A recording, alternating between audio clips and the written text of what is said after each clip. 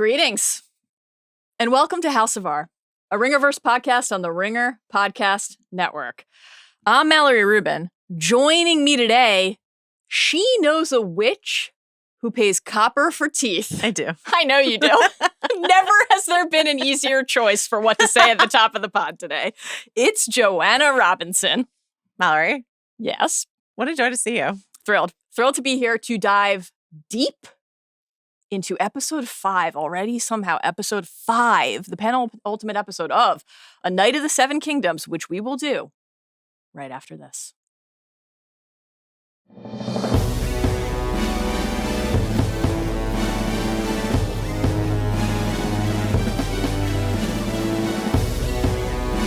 All right, Joe. We're going to be back for the finale because it's already finale time somehow on Sunday night. Immediately after episode 6, we will be here with CR for Talk the Thrones. Correct. Next Tuesday evening, we will be back with a deep dive into the finale. But before then, later this week, we're going to have our Buffy. I don't want to jinx it. Season 3, Part 2 pod. We meet it this time. It's going to happen. Thrilled. Can't wait. Spoiler warning for today's pod, in case anybody doesn't know by now. How do we handle the spoilers? Oh, listen, the most of this episode is spoiler safe. That's right. Spoiler free. That's right. The very end. Mm-hmm.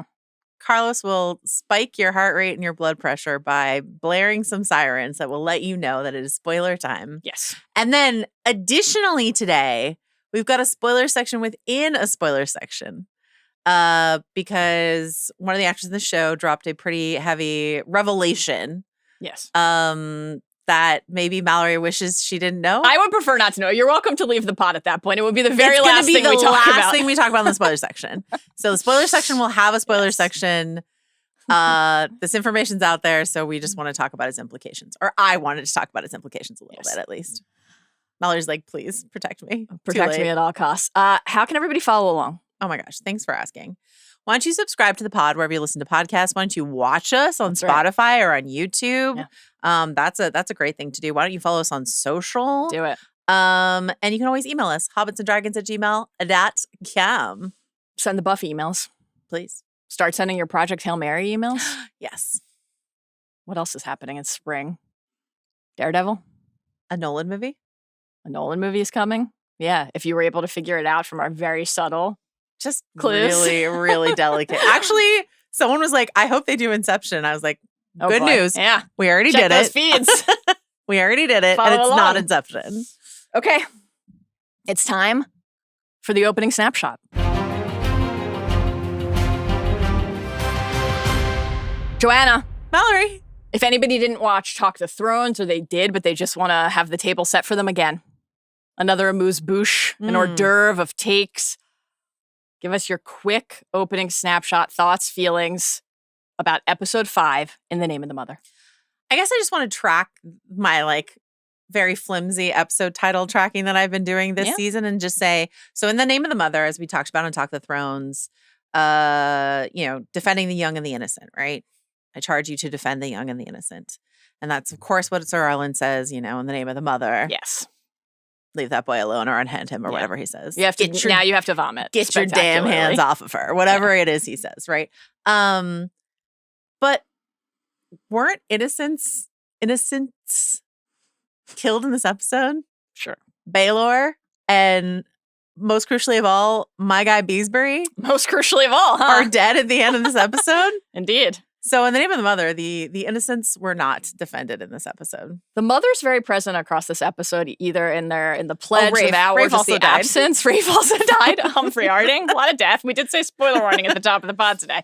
Arlan shout, obviously, but also Dunk really longing for his mother. Oh, sure. I mean, there's mommy issues across the board. We Dunk haunted by the dead Frey, the dying Frey, croaking for his mother. Croaking for his mother. Lionel saying, did your mother love you best? Yeah. Too bad. No man fights so fierce as right? one neglected Egg by his mother. Also such doesn't a vibe. Have a mom such around, a vibe from Lionel. As far as we know, Gwyn, whose birthday it is, does not have a mother, or George forgot to come up with one. I don't know. How do you think Gwyn is going to look back on this particular birthday celebration? Like, crushed. No one will ever forget my birthday. Yeah. That's what she'll see. They won't necessarily remember it was your birthday, but they'll remember what would happen. No one will forget the tourney at Ashford Meadow. Will they remember your name? George did it. Oh, man. I loved this episode. I thought it was obviously thrilling and devastating. You know, Baelor, real fave. So it's a heartbreaking time here at the House of R. But like really this episode, I thought it did a great job of simultaneously joining, you know, taking its place in this proud Game of Thrones tradition. The elite penultimate episode, the elite battle episode, the elite episode with a shocking subversive death, while also doing so in a way that felt utterly specific to what this show is, to its vibe, to its scale and scope, to its essence and sensibility. And that's just a hard thing to do. Obviously, this episode includes the biggest adaptive change yet of the season by a country mile, a Sir Arlan Dick-sized mile. My favorite unit of measurement. I agree. I'm still not really entirely sold on the fact of whether or not we needed this flashback. I'm not like mad about it, but I don't know that we needed it, or I don't know that we needed all of it. Perhaps we could have had some of it, but I don't know that we needed this much of it. 20 minutes is no joke. No joke at all. In a little bite-sized episodes as these are, you know? So I definitely have a couple notes on it still, but a lot of things inside of it worked for me. What is your despair level as we pre-grieve heading into the finale, knowing we just have one left? I know that pre-grieving is a state that you live in. I'm inspired by Roman Roy. I'm in a like he's really emotionally healthy. I'm in a really high celebratory mood because I feel like the prophecy has come true, which is that people are really getting into and catching on to the show. No question. I feel like people, we heard from a bunch of bad babies anecdotally about how people in their lives are catching up. Yeah. Sarah, who's in the studio with us today, just told me she binged last night, you know? So like people are catching up with the show because the word of mouth is so good. This is what we were hoping. And exactly the moment we thought it could happen. Well, we thought like maybe like after the egg reveal or I felt whatever. Like there was a little bit of an uptick and now it's like, just been like, you know, and then the Baelor entrance last week, I think really got people talking a lot. Yeah. And then of course what happens in this episode. So I really feel like what we were hoping has come true. It started as like a modest audience. I'm not sure that it is like the biggest audience that Thrones has ever had. But as we said before, the budget on the show is so low that it doesn't need to climb that high, and people might catch up in the off season and all this sort of stuff like that. But this is just such a good show and it deserves so many eyeballs on it. So I'm just like really happy that I feel like I've been like sending you tweets constantly because every time I open Twitter now, Twitter's like, do you want to see more of this? And I do. Yeah. So, you know. The algo, it's got you. I feel like in addition to just kind of the uptick overall in volume and conversation and that sense of something shared, the other thing inside of that I have really felt the last 2 weeks in particular, and this week most of all, was conversation on Sunday night. Yes. People are like, I want to be there in real time. And there's just kind of nothing like that when people are watching a Game of Thrones show together in real time. It's the fucking I really agree. Best. And guess what? They're not going to have to wait 2.5, 3 years for season 2 because we're going to get it next year. What a time to be us. Here's my mental state between episodes, well, being a few hours away from being between episodes 5 and 6. You know, when Raymond and Goodman Pate had dunk against the wall and they're starting to assess his injuries and he's like through his swollen jaw and oozing orifices. He's like, he's like, one moment I felt drunk, the next, like I'm dying. That's how I feel right now. Yes. Anticipating the end of the show. Emotionally healthy. One moment I feel like I'm drunk and the next, like I'm dying. As soon as this is over, we're in Project Hail Mary month. I know, that's exciting. This is and that's exciting. You and I don't think we can share, but we got like a behind the scenes release date information. And what did you say to me? You said this could not be more our year. It's true. So there are things coming this year. It's us. It's us o'clock. I'm really excited. Can we talk really quickly about the AMA, the Reddit AMA that Ira did? Please. Last week. After we were lamenting the absence of the Steely Pate line, a knight who remembered his vows, and we're like, maybe it'll be in next week's episode. Yeah. I feel like mere hours later, Ira Parker gave a Reddit AMA where he was like, Danny kind of forgot about the Iron Fleet, and I kind of forgot to include this very important line, and I'm sorry. Yeah. He said it was in earlier drafts of the episode, but that it didn't make the final cut. And he's like, big bummer on my part. I'll remember that going forward. Yeah. So On the one hand, I like that from him. On the other hand, that smacks to me as someone who hasn't been like quite media trained, because like if you start like bowing and scraping and apologizing for things you left out now, like it's only going to grow and grow and grow from there. So like stay humble, but also just know that people are going to be mad about all sorts of things going forward. But on the internet, will never. They? What? Speaking of people being mad about things, I'm mad because someone asked him what his favorite house was, and he said House Beesbury, and I said, "How dare you, sir?" When you mostly cut Beesbury from this season. This pod today exists to honor Humphbees. That was like honey in my eye. Like that sounds kind of nice. No, it doesn't. Sticky? No, I don't know. Stinging? Like maybe it could be like sexy. No? Nothing says sex. Like fun for a minute, just like the one glimpse of Beesbury's yellow mustache that is stickily being unable. Anyway. I guess that very quickly gets you to the stretch of the pit where that one patient had glued her eye together. Oh, I thought you were talking about the gonorrhea in the eye. That also happened on the pit this season. That was also early honey season of a different too. kind. And then another thing I want to mention before we get to a couple emails is we've been tracking this like the presence of the seven gods at the tourney ground. And something we left out of the non-spoiler section in previous episodes was this idea is Dunk himself the stranger in terms of someone who brings death to, and now we can say Baelor, Breakspear, and more importantly, like Humphrey. I keep calling him Lyman Beesbury because, dear me, God's be good. He's always on my mind. Yeah.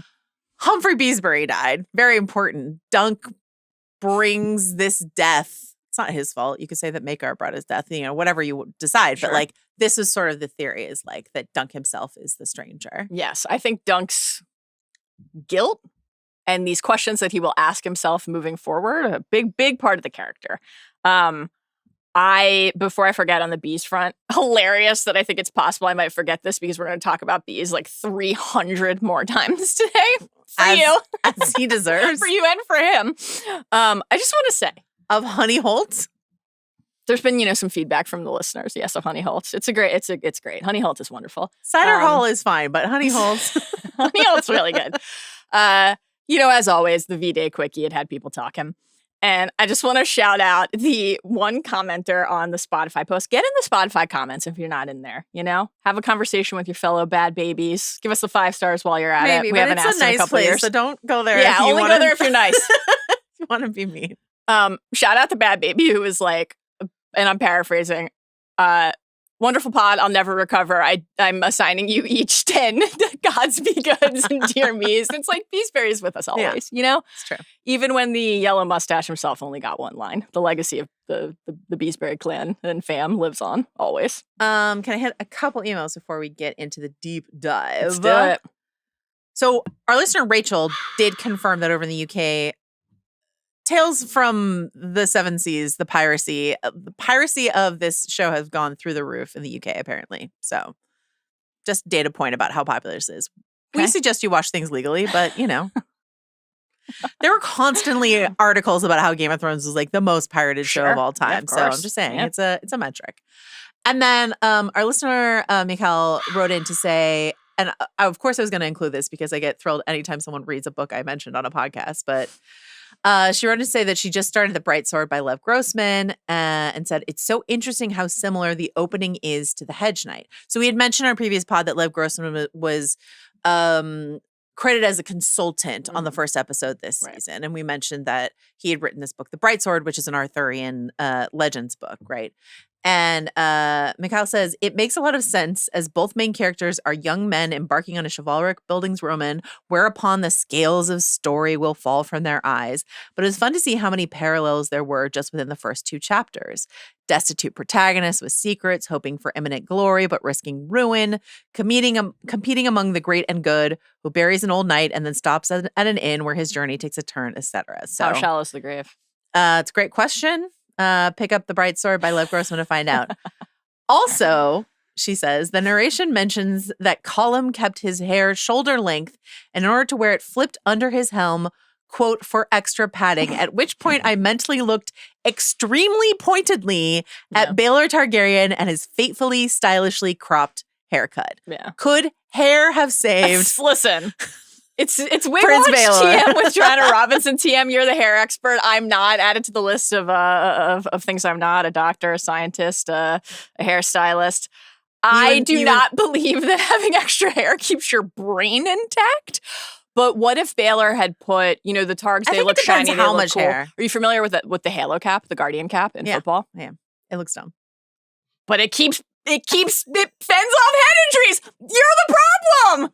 No, I support people looking dumb in order to protect their heads. Just because I said it looked dumb doesn't mean I think they shouldn't wear it. So does growing your hair a little longer save your brain? I don't know. But what if Baelor had worn a Guardian cap over Valar's helm? Something to think about. I was looking to see if there was any more information on why Lev Grossman was credited as a consultant in the first episode, and I couldn't find anything. But I did find this 2005 review of Feast for Crows that he wrote in Time magazine, where he called George R.R. Martin the American Tolkien. It's sort of like he coined it, but it's really I just want to read the first graph or so because it's really fun to read now in 2026. This was written 2005 before Game of Thrones, the TV show, was a thing, right? Mm-hmm.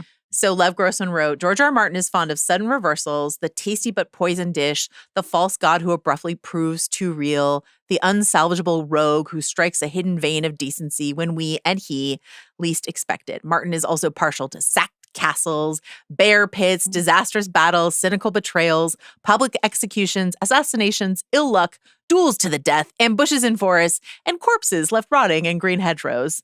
The world Martin writes about may bear a passing resemblance to Old England, but it is not a merry one.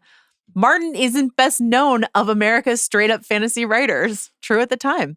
Sure. That honor would probably go to upstart Christopher Paolini, Aragon. What a time capsule. Or Robert Jordan, the late Robert Jordan, the endlessly turning Wheel of Time series, or better yet, to ageless Grand Mistress Ursula K. Le Guin, the Wizard of Earthsea. Still valid, yeah. But of those who work in the grand epic fantasy tradition, Martin is by far the best. In fact, with his newest book, A Feast for Crows, currently descending on bookstores and ascending bestseller lists, this is as good a time as any to proclaim him the American Tolkien. But I just love that he's and Lev Grossman has talked about this review, how he was so upset that no one was covering George R. R. Martin stuff. Sure. And he was Time magazine didn't care about fantasy literature and I had to fight for this review. So, Lev gets points for being ahead of his time, I guess. Great stuff. Last but not least, Alex wrote in about, quote, what has been by far the best adaptive change from book to show. It came in episode 3 when Raymond invites Dunk to the Fossaway tent for a pint of cider. We press it ourselves. I just re-listened to the Hedge Knight audiobook, and at this point in the story, Raymond invites Dunk for, quote, a fine arbor red, end quote. Really, George? You've already put so much stock into the Fossaways being apples personified? Why would they be drinking anything other than cider? Kudos to Ira Parker and co. for posting this layup. So I'm pivoting the other way on this. Are you? Yeah. Is it cannibalism to drink cider when you are an apple yourself? No.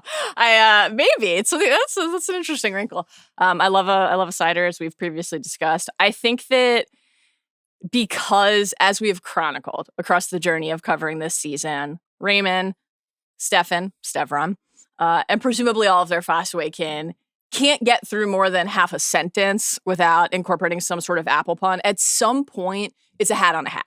It's too much. And so the cider, while I love a cider, and while I think, look, Cider Hall, New Barrel, etc., they're leaning into the branding. They're smart about merchandising their identity and their image. Great. It reminds me of, let me ask you this. Are you familiar with, if I say this to you, does an image come to mind? The Maryland Terrapins, right? My hometown. The university where my parents met. Okay. Fell in love shortly before getting divorced. You can see the Maryland state flag. You know what that looks like, okay? In your mind? No? Okay. Google it. This is important. Okay. Quickly Google it. Carlos, maybe you'll put an image of the Maryland flag on the screen. So it's a great flag. It's very cool. Okay. Great color scheme. The Terps use this color scheme. Red, yellow, black, white. Okay. At a certain point, they decided, what if instead of just incorporating the flag, into the logo, etc., we make the entire uniform the Maryland flag? Carlos, perhaps we can also now put a picture, I know you know what I'm talking about, of when the Google Maryland Terrapin football flag helmet. The entire thing was just the flag. And it's too much. At a certain point, it's like, why not just wear a crab cake on your head? But don't you think you would? And I say this as somebody who fucking loves Maryland. Would definitely, my hometown state. If someone made you like a fancy fascinator for a wedding, but it looked like a crab cake, you would wear it. Yep. I think you know that's true. But not honey. If you went to Honey Holt and they didn't have honey, would you not be disappointed? Sure, but like they can't have an arbor wine? Here's what I'll say. Fossaways? When Dunk In this region of Westeros? When Dunk and Raymond Fossaway empty their stomachs before they go on the tourney field, Raymond's is a bright red. So I think he was consuming some arbor red. Your ability to track colors through that foggy mist is it's one of the reasons you're you and you're great. Like when you eat beets? Sure. And then the next day you're like, I ate beets. It's like I feel like Raymond Fossaway. It's a very intimate podcast already. That's just a human condition. Yeah. I had a beet salad with a friend the other day, and he's Delicious. like, I'm scheduling a text for you tomorrow that just said you ate beets. Just to set your mind at ease. There's a great beet salad at John and Vinny's, no free ads. I've had it. It's wonderful. Should we do the spice, deep dive? little crunch. It's great. Let's do it.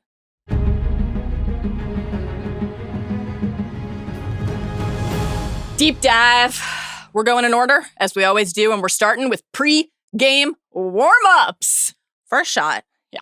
Overhead shot of the 7 on Dunk's team. And our listener who signs their emails Lady Olena, even though I know that's not their name. You don't think? No? Said, speaking of the ongoing 7 gods at Ashford Theory, did you notice the overhead shot right at the beginning of the episode that showed Dunk's team assembled like a 7-point star? Now, I love to chase symbolism as much as the next person, but I'm not sure that 7 people in a circle. My answer to that is no. I thought they were in a circle. You have to draw the lines to make it a 7-point star, but I respect the commitment to the bit. Same. We love commitment to the bit here at the House of R. Dunk's side, armored, sweet little egg. He looks so small holding the gigantic lance. Dunk, in case you've forgotten who the 7 are. Baelor, have you heard of him, lads? Raymond, Lionel, the Humphs, Harding and Bees, and of course, Robin Riesling. And I'm just fine saying it that way now. Robin Riesling, who goes into battle without putting a helmet on. I think everyone has made some very interesting choices about how they've chosen to protect themselves heading into this battle. Everybody was very relieved to see that Raymond had some chainmail on. Light ringmail on. And a helm. Speaking of helms, Baelor, he's in Coach Taylor mode. Time for like a pregame locker room pep talk. You got to get the squad ready. Clear eyes, full hearts. We're going to cheat. Clear eyes, full hearts. There's no shame in having a tactical game plan. Sure. His helm is off. It's just nice to take a moment to look at his still intact head. We'll just enjoy it while we can. From the back. Yeah. Let's just enjoy it while we can. Yeah. No minced words here. No minced words about the peril that awaits. They all know that this could be deadly. Baelor's like, don't panic. Stay in formation. Try to remain on your mounts. That's lasts about 12 seconds for all parties. Mm-hmm. Oh, and keep this one thing in mind. These men mean to kill you. They will fight savagely. And Robin's like, same, bro. Same. He's like, that's my life. There have been so many questions. So we read the rules of the Trial of 7 last week, and they're the same. It's all the information we have about the Trial of 7, which is that either everyone dies, or one of the main combatants yields. Like that's sort of what happens here, or dies, etc. Right. I would say that there's some fine print that George never clarified that would be quite useful. And I think especially in this version of the trial where they draw out the action to the point where it's like, okay, it starts. The King's Guard kill Beesbury and Harding right away. So there's no question of like, are people trying to kill it? Is everyone trying to kill each other? No, I don't think Makar and Baelor are trying to kill each other. Right. But some people, sure, the King's Guard, are just killing people out here, okay? Mm-hmm. But what is the King's Guard's, like, their job is to protect the Targaryens that are out here. Right. So take a couple of the other team off the board. Mm-hmm. Sure, that's doing your job. Yeah. And then they just kind of ride around in the background for the rest of the tourney. And I'm like, does no one, like, Maekar and Raymond once each get involved in this Aerion and Dunk fight. Yeah, the but ride none bus. of the Kingsguard get involved, even though they've the Fossways are fighting each other. Mhm. Darren's down in the mud, right? Just where he said he'd be. Baelor and Lionel are holding Maekar back. Yeah. Uh-huh. Is Robin Reisling just taking on keeping all three of the Kingsguard busy? If not, why would they not get involved with Aerion and Dunk? Because there's no rule that the main combatants have to duel each other. Sure, yeah. And Aerion demanding a trial of 7 and then just fighting Dunk one-on-one anyway. He's not a leave it to me guy. Right. That's the whole he's gambit here is "Excuse me, don't leave it to me. where are my bodyguards, Yeah, right? yeah. And Darren's like, I'm taking a snooze in the mud. Yeah. So I think while there's many reasons why I like the protracted nature of the way they did the tourney in this episode versus how it is in the book, where it's like Dunk takes some hits and then he gets the upper hand and then it's kind of curtains for Aerion. That's it. It's over much faster. Yeah. I like it, and we'll talk about all the reasons why I like it, but it does reveal some sort of flaws. And also Ira Parker's we didn't have much budget, so we kind of tried to make it work as we could. But just every so often a Kingsguard just sort of gallops behind the action. And I'm like, what are you guys doing? Yeah, I think there's it's one of those things where on some level the answer, certainly in the show adaptation, is if the Kingsguard were constantly trying to just encase Aerion, it's not as interesting to watch as this death struggle that we get between the two. So there's the drama. I'm not saying it would have been better. No, yeah, of course. I'm just saying maybe keep Beesbury and Harding alive a little longer so that we have a reason why the Kingsguard are occupied. Yeah, I think there's just a touch. Obviously, there's the the explanation we got last episode, the Andals and the tradition. Oh, the gods will be more likely to chime in, share their verdict and their opinion. There's just a touch, and it gives the opportunity for people to declare and try to be either bold or brave or forge the path of glory or do the right thing. It's a little, a touch of the wait, the snitch is worth how much? There's a touch, and that happens sometimes. They've got 4 Targaryens to protect on the field there. I do think Aerion is their lowest priority in all of this, but he's still a Prince of the Blood. Prince of the Blood! So, Prince of the Blood. What are we doing? His armor's sick. I, as you know, would have loved to.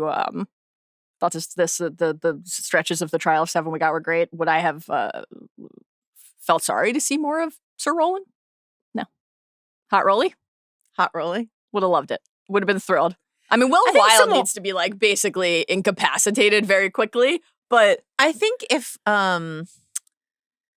we gotten to see the Kingsguard with their helmets off a bit more in this episode, that'd been great. Well, for your purposes, great, but also a reminder to audience who are not quite as sort of tuned in that we've met 2 of these guys before. Yeah. We've talked to them. Yeah. This is who one of them wanted to know where to take a shit, and the other one's a fishing crabber. Nepo baby. Crabber Nepo baby. So, quick vibe check on everybody who just heard this rousing pregame pep talk from Baelor. How's everybody doing? Oh, profusely vomiting. Raymond and Dunk puking. I call this the Josh Allen pregame ritual. Josh Allen. I do know who Josh Allen is. I know you're getting last from them, but I know who Josh Allen is. Pukes before every football game. Happy to always talk about it and share these details. He pukes before every game. So here you go. That sounds kind of cleansing to me, honestly. Raymond and Dunk, part of Bill's Mafia. I guess that's the takeaway here. Humph Harding. Yeah. Could not have found this more hysterical. Green fucking boys! I am just glad that he got to laugh once more before the end. Do you think as he laughed, he jostled his shattered leg a bit and it sort of shattered like a baking dish? I got real, and this makes sense to me because his horse fell on his leg. Milk of the Poppy? I think this guy is loaded on Milk of the Poppy. Floating on Milk of the Poppy. I do not think he should be allowed to participate in the Trial of 7. They and did guess not what? do a the gods didn't think so either. Pre-tourney drug test on Humph Harding. He's down right away. Listen, if you've listened to the House of R, if you watch the House of R, you know that every now and then we sprinkle in a clip. Often it is because the performance is so memorable, or the language is gorgeous, or yes, the theme is so astonishing that we need to cement it and codify it on the visual record before we talk about it. And this is all of those things. And this is every single one of those things. Sometimes it's just a co-host and a producer giving a gift to another co-host. Let's see Humphrey Beesbury's one line of the season, Carlos, if you'd please. What of the King's Guard? Take heart, Beesbury. That was it. Hot. Icon, instant icon. Oh my God. Take heart, Beesbury. Baelor, heir to the Iron Throne, hand to the king, Baelor Breakspear, using Beesbury's name. Obviously, later he'll call Raymond Sir Raymond. You know, it's just really wonderful to get to hear him acknowledge Bees. He knows who Sir Arlan of the Penny Tree is, and he knows who Humphrey Beesbury is. A lot of feedback online about not just, obviously, we've been discussing the yellow mustache, but just in general, how Beesbury is styled. Very hip. Great. People are loving it. A fresh cut. I would like to now read to you a comment. We mentioned the comments that you can comment on our episodes on the Spotify app. I would like to share one with you. If you're nice. The guy with the yellow mustache threw me. Who? Why? Care to comment? Listen, J. Matthew Johnson, you seem to have a really great beard in your profile photo. And so I support you in that. But get on board. Get on board with House Beesbury. Oh my God. Listen, can't blame some members of the viewing public if they still don't know who this guy is. But if you're a bad baby, you know that Humph Bees means something to Joe. And that should be enough. Beware our sting. That's their house words. That is good. Now, did it bear out? He took a Beesbury sting to the groin. To the groin. Canonically in the book. Yeah, it's tough. He dies by groin wound. He does. Yeah. And by beware our sting, did he mean his lance? And did it help him? Does not seem so. Dead in the first pass is what we find out. The fact that we... Do you think that Kingsguard feels good about himself? Donald, probably. Honestly, I think a life of delicious, succulent crab meat and riches, and then Kingsguard glory. Here's what I have to say: he's not allowed a single drop of honey for the rest of his life. As long as he has some Old Bay, he'll be fine. I guess. Honestly, he'll be fine. When honey baked ham out, mead out. Oh, that's sad. Yeah, you need to be able to have mead in the Seven Those little Kingdoms. honey sticks out. That is tough. I don't think you can really make it through Westeros without mead. Drink your tea bitter, my friend. No Do more you honey. put honey in your tea? No, I hate honey. I was going to say, that does not... I've seen you have many a cuppa and never with honey. I hate honey. I think it's disgusting. What a journey this has been. It's sticky and sweet and it gets everywhere. You sound like Anakin Skywalker describing sand. That's what I was just going want for. to know when your fall to the dark side will be. How many are the younglings I don't know. in the Kill studio another anywhere? Beesbury and find out. Okay. Everybody's doing great. Everybody's doing great today. When Aerion took the groin slash later, I did think of you and I thought, Bees couldn't even get his own groin slash. The groin death. Like even the groin slash went to someone else. They gave him his dignity. Groin death is not among the deaths. I'd rank it pretty low. It's low? Death by groin wound? I mean, he was dead on the first pass. Humph Harding, that's an update. You know, in the text, he's like, he dies dying and dying and dying and dying. A few days later, yeah. I'd like to thank him for having such a visually distinct shield with that Harding sigil. It was very easy to spot his unmoving corpse in the mud. His immediate fall. Okay, let's discuss for a couple minutes here Baelor's Kingsguard Gambit. Okay. And the group's response to it. I have notes. Tell me. So here's what he says. He says, I will handle the Kingsguard. Their oaths forbid them to harm a prince of the blood. Robin says, is that honorable, your grace? And Baelor says, the gods will let us know. Here's how the passage goes in the novella. Mm-hmm. Baelor took that calmly.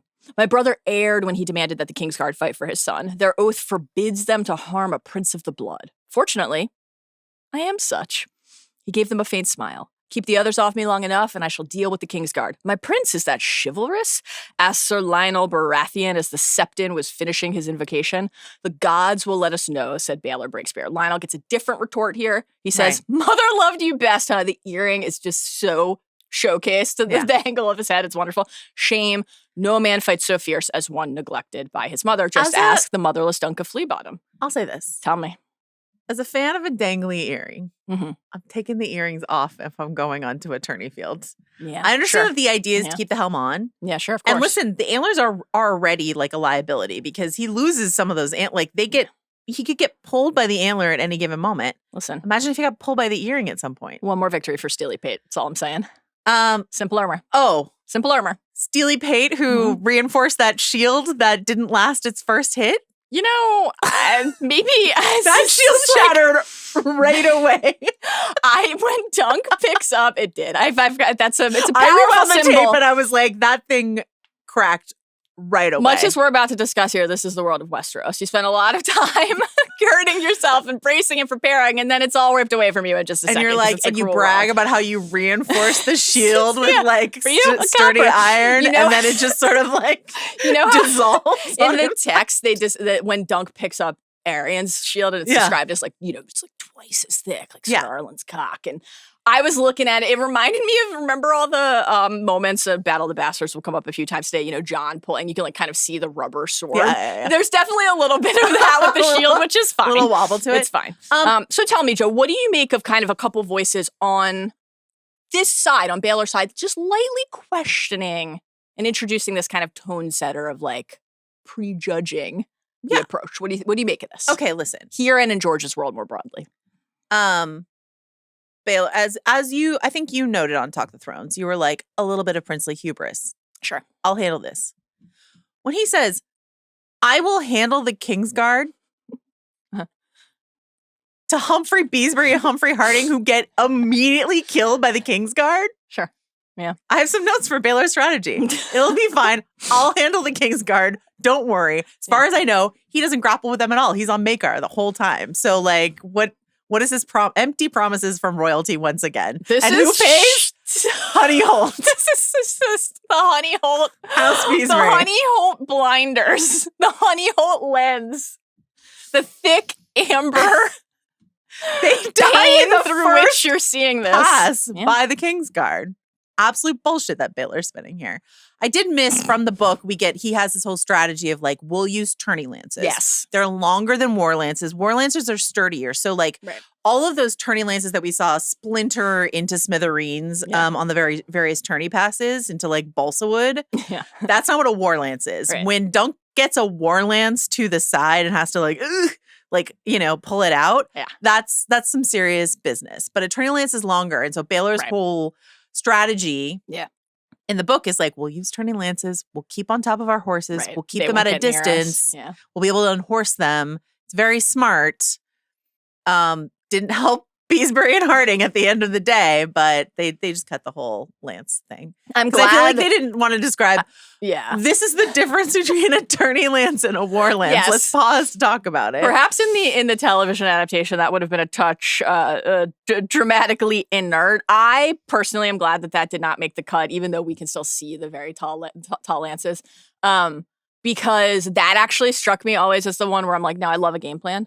That's just strategy. But it's like The Kingsguard idea that, can't touch me. That's altering the rules but of the it's game. strategy for one pass. True. Which Because Egg only has to hand up one lance, and then he's like, "BRB, got to make a quick change, and then I'll be in the Egg. stands." I think that we will talk about this more in the season finale. Just these questions, even if you watch the tease for the finale that they put like a 1-minute teaser of what's to come, we can hear and see in that preview the characters are processing what has happened, right? And anytime something like this happens in a George R.R. Martin story, it's a little bit of a litmus test for each character, maybe for the viewer or the reader, of like how you see the world. I think that the prince's hubris, the idea like, well, maybe, the hammer always finds the anvil or the spear always breaks, is I Do you actually feel like giving Baelor a little bit of that to what our discussion from earlier in the season. Like, it's not as interesting if he is literally perfect. Oh yeah. Do you think Maekar's like, "Who's the hammer now, bitch?" After he bashed his brother's head? I mean, that I hope he has Do you think I hope he that's- has a touch more do you tact. think he says that in the finale? I hope Mr. has a touch more fucking tact than that. Who's If the he hammer thinks now, it- bitch? I don't think he's above thinking it. I think he thinks But I it. hope he doesn't say it. Yeah. I think that using tactics to pursue justice in the face of injustice is great and certainly not mutually exclusive from being honorable and doing the right thing. Yeah. Tywin Lannister once taught me and the grandson that he was actively manipulating. Yeah. That wisdom makes a good king.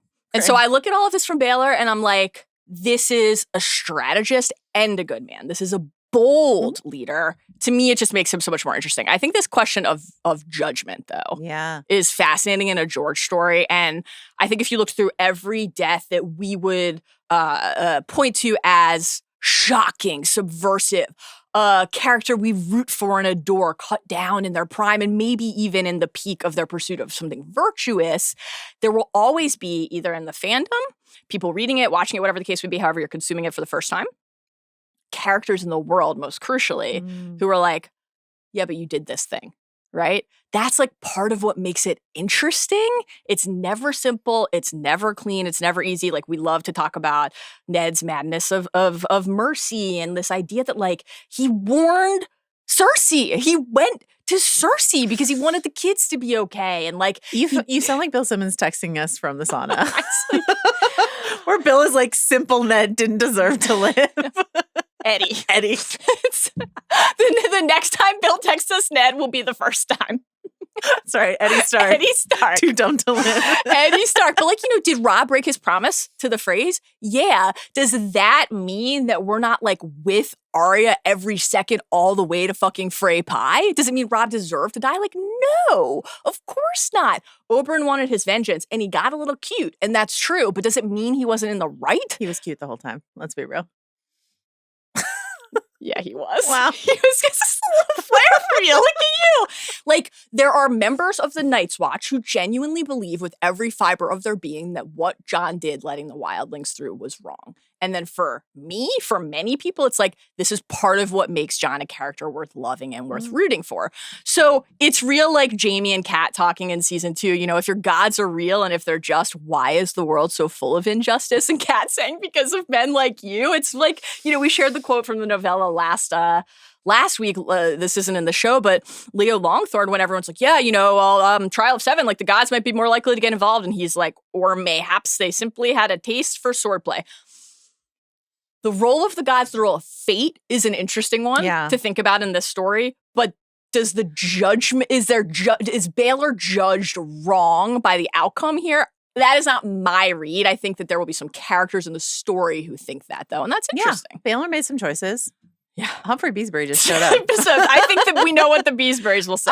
Listen, I like what you're saying about that Leo Longthorn quote is a really good one to bring up, because in the very, very young Septon who gives the sort of blessing before the tourney, talks about what, a bloody offering? Bloody offering. Yeah. And that's just such a pagan idea of like, it's not the god, the sort of like virtuous God sitting on high will bless the innocent. It's like, we're offering up the blood of House Beesbury, the most valuable blood there is to offer, to feed them.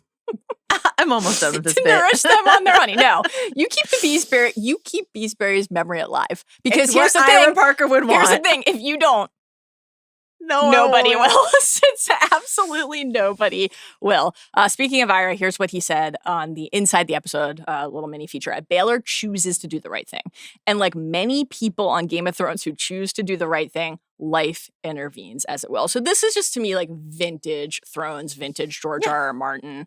Baelor's smart. Baelor's good. Baelor's brave. He's imperfect. He's tactical. But the fact that he is actually doing the honorable thing is not like rendered mood or untrue. It just doesn't matter. It's not enough to keep him alive. And that is the harsh reality that we're watching here. The other side off. Dunk and Egg share a moment. Dunk calls him Squire. I love this little touch because it's like, for just a beat here, it's all business, right? Dunk is trying to maintain a grip on himself and his emotions. He's also trying to remind Egg of his duties, his responsibilities, much like in episode 2, after what they witnessed with Aerion and Humph Harding. It's like, there might be a day where a mishap befalls me and you have to be ready. But it's Mhm. only a beat because then they share their little inside joke. If you rob me, I'll come after you with dogs. Woof. And it's just this lovely little brief moment that they share that reminds us of what they've built over just a handful of days. I really love this moment so much because there's, we've been talking all season, inspired by a listener email about like how people look at Dunk when Dunk's not looking at them, right? That we get to observe that the book being so strictly from Dunk's point of view can't give us, right? And so Egg kind of smiling at him as they share this like inside joke. That's a callback that a show invented callback, which I really love, right? The original joke was show invented. This is a callback. This is like the opposite of in the final seasons of Thrones when characters would just say lines that other characters had said who like. Remember when Thrones was good? Yeah. Remember when this line really hit? We just had another character say it even though they don't know that other character and have no reason to say things the exact same way. Copy paste from a previous season. Really bad. This is like a really cute inside joke between these people, right? And so, but then the way that Egg's face falls when Dunk turns around and the seriousness, the whole, Egg is just us the whole whole episode and like the come on, get up, all this sort of stuff, the weight, everything like that's on Dex inside of this episode to perform. And he's so good. Like he's really, really good. But it's also this moment for Egg who like, this is his dream. This is what he wanted to do. He wanted to be a squire. He trained to like, here's Sir Duncan. Here's the lance. I my tiny hands can do this. But like so many characters on Game of Thrones, like Sansa when she gets to marry Joffrey, like when these sort of like childish ideals, these dreams come true, and then the reality is such a nightmare. This is an absolute nightmare. This is a mist-wreathed, absolute morass of mud nightmare. Yes. And this is what Egg has been like, and careful what you wish for, which George is constantly sort of throwing in people's faces. The blood seeping into the armor and the ideal. It's a great shout. Yeah. The music here sort of achieves that effect as well. The scoring, we've been talking about it all season. Your guy, fucking killing it, Dan Romer. I thought that this what he did with the score in this episode was astonishing. We have moments where it is like appropriate to give us a little bit more of the return to the jaunty adventure tune, but there are a couple times later after in a minute actually after like the first charge when Aerion stabs Dunk, puts the 3 feet of the tip of the lance through his side, and then he kind of tosses it down. Did you hear my elbow crack? Yep. It can't be good. You're getting ready, baby. It can't be good. It just can't be good. It sounded like a horn out of hell, the musical accompaniment when he did that. And then as this, as Dunk rides away from Egg and they part and Egg looks at him as you're describing, and the reality of the world kind of washes in. It felt like a funeral dirge here. Yeah. Like that was what the music sounded like. I just thought it was really masterful compositional accompaniment on the musical front. I really agree. The Trial of 7 begins. You mentioned the Ashford Septon setting the mood. It's not quite Tommen recusing himself in season 4. If found guilty, made the gods punish the accused, which always gives me like a chill every time I hear it, especially, of course, because of the familial ties and the bastardization, and quite literally in that case, of those ties. But we get this little this mood setter for the crowd, and Dunk puts his helm on. And what do you Aerion make of the lowers Septon his. being so young? We've mostly seen aged Septons. So I think I got thinking about what we've learned across the season, mostly from Plummer, about Lord Ashford kind of overstretching. I got he had to tap into the Faith of the Seven internship program vibes. He could not hire a real Septon. That was the sense I got. I was also thinking about Aemon. Like Aemon is like, young and at the Citadel and sort of, learning. He's not a Septon, but about the age of this kid, Yeah. Aemon always on our minds. Never a bad time to mention him. Or Bees. Two of the greats. The two most important characters.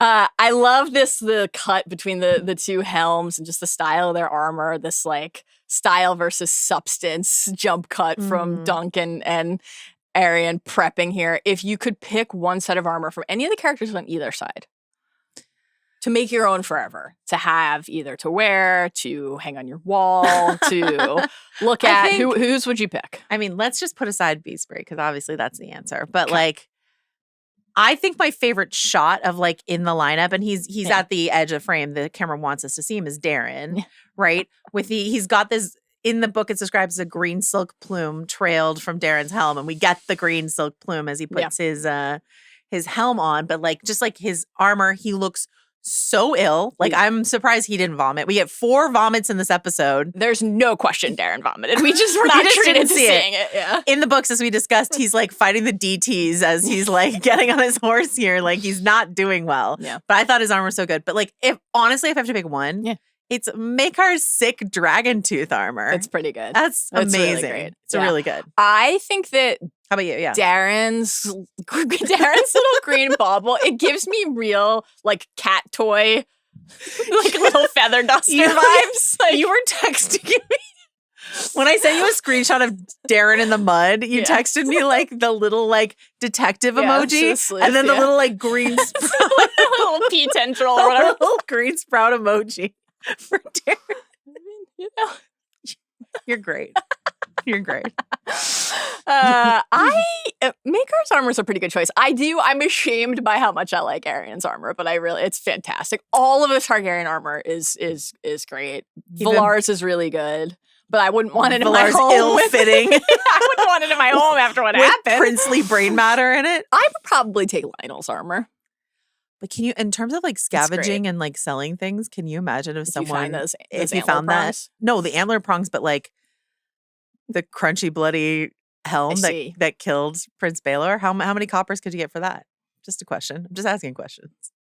I mean, I don't think that Egg, Raymond, or Goodman Pate will be doing that. So who's in there next? That's the question. There are stable boys abound, you know? Maybe that guy who was like, are you Baelor Targaryen? Get the fuck out of the way. Fuck out of the way. Yeah, he's going to just scoop up some of the brain matter.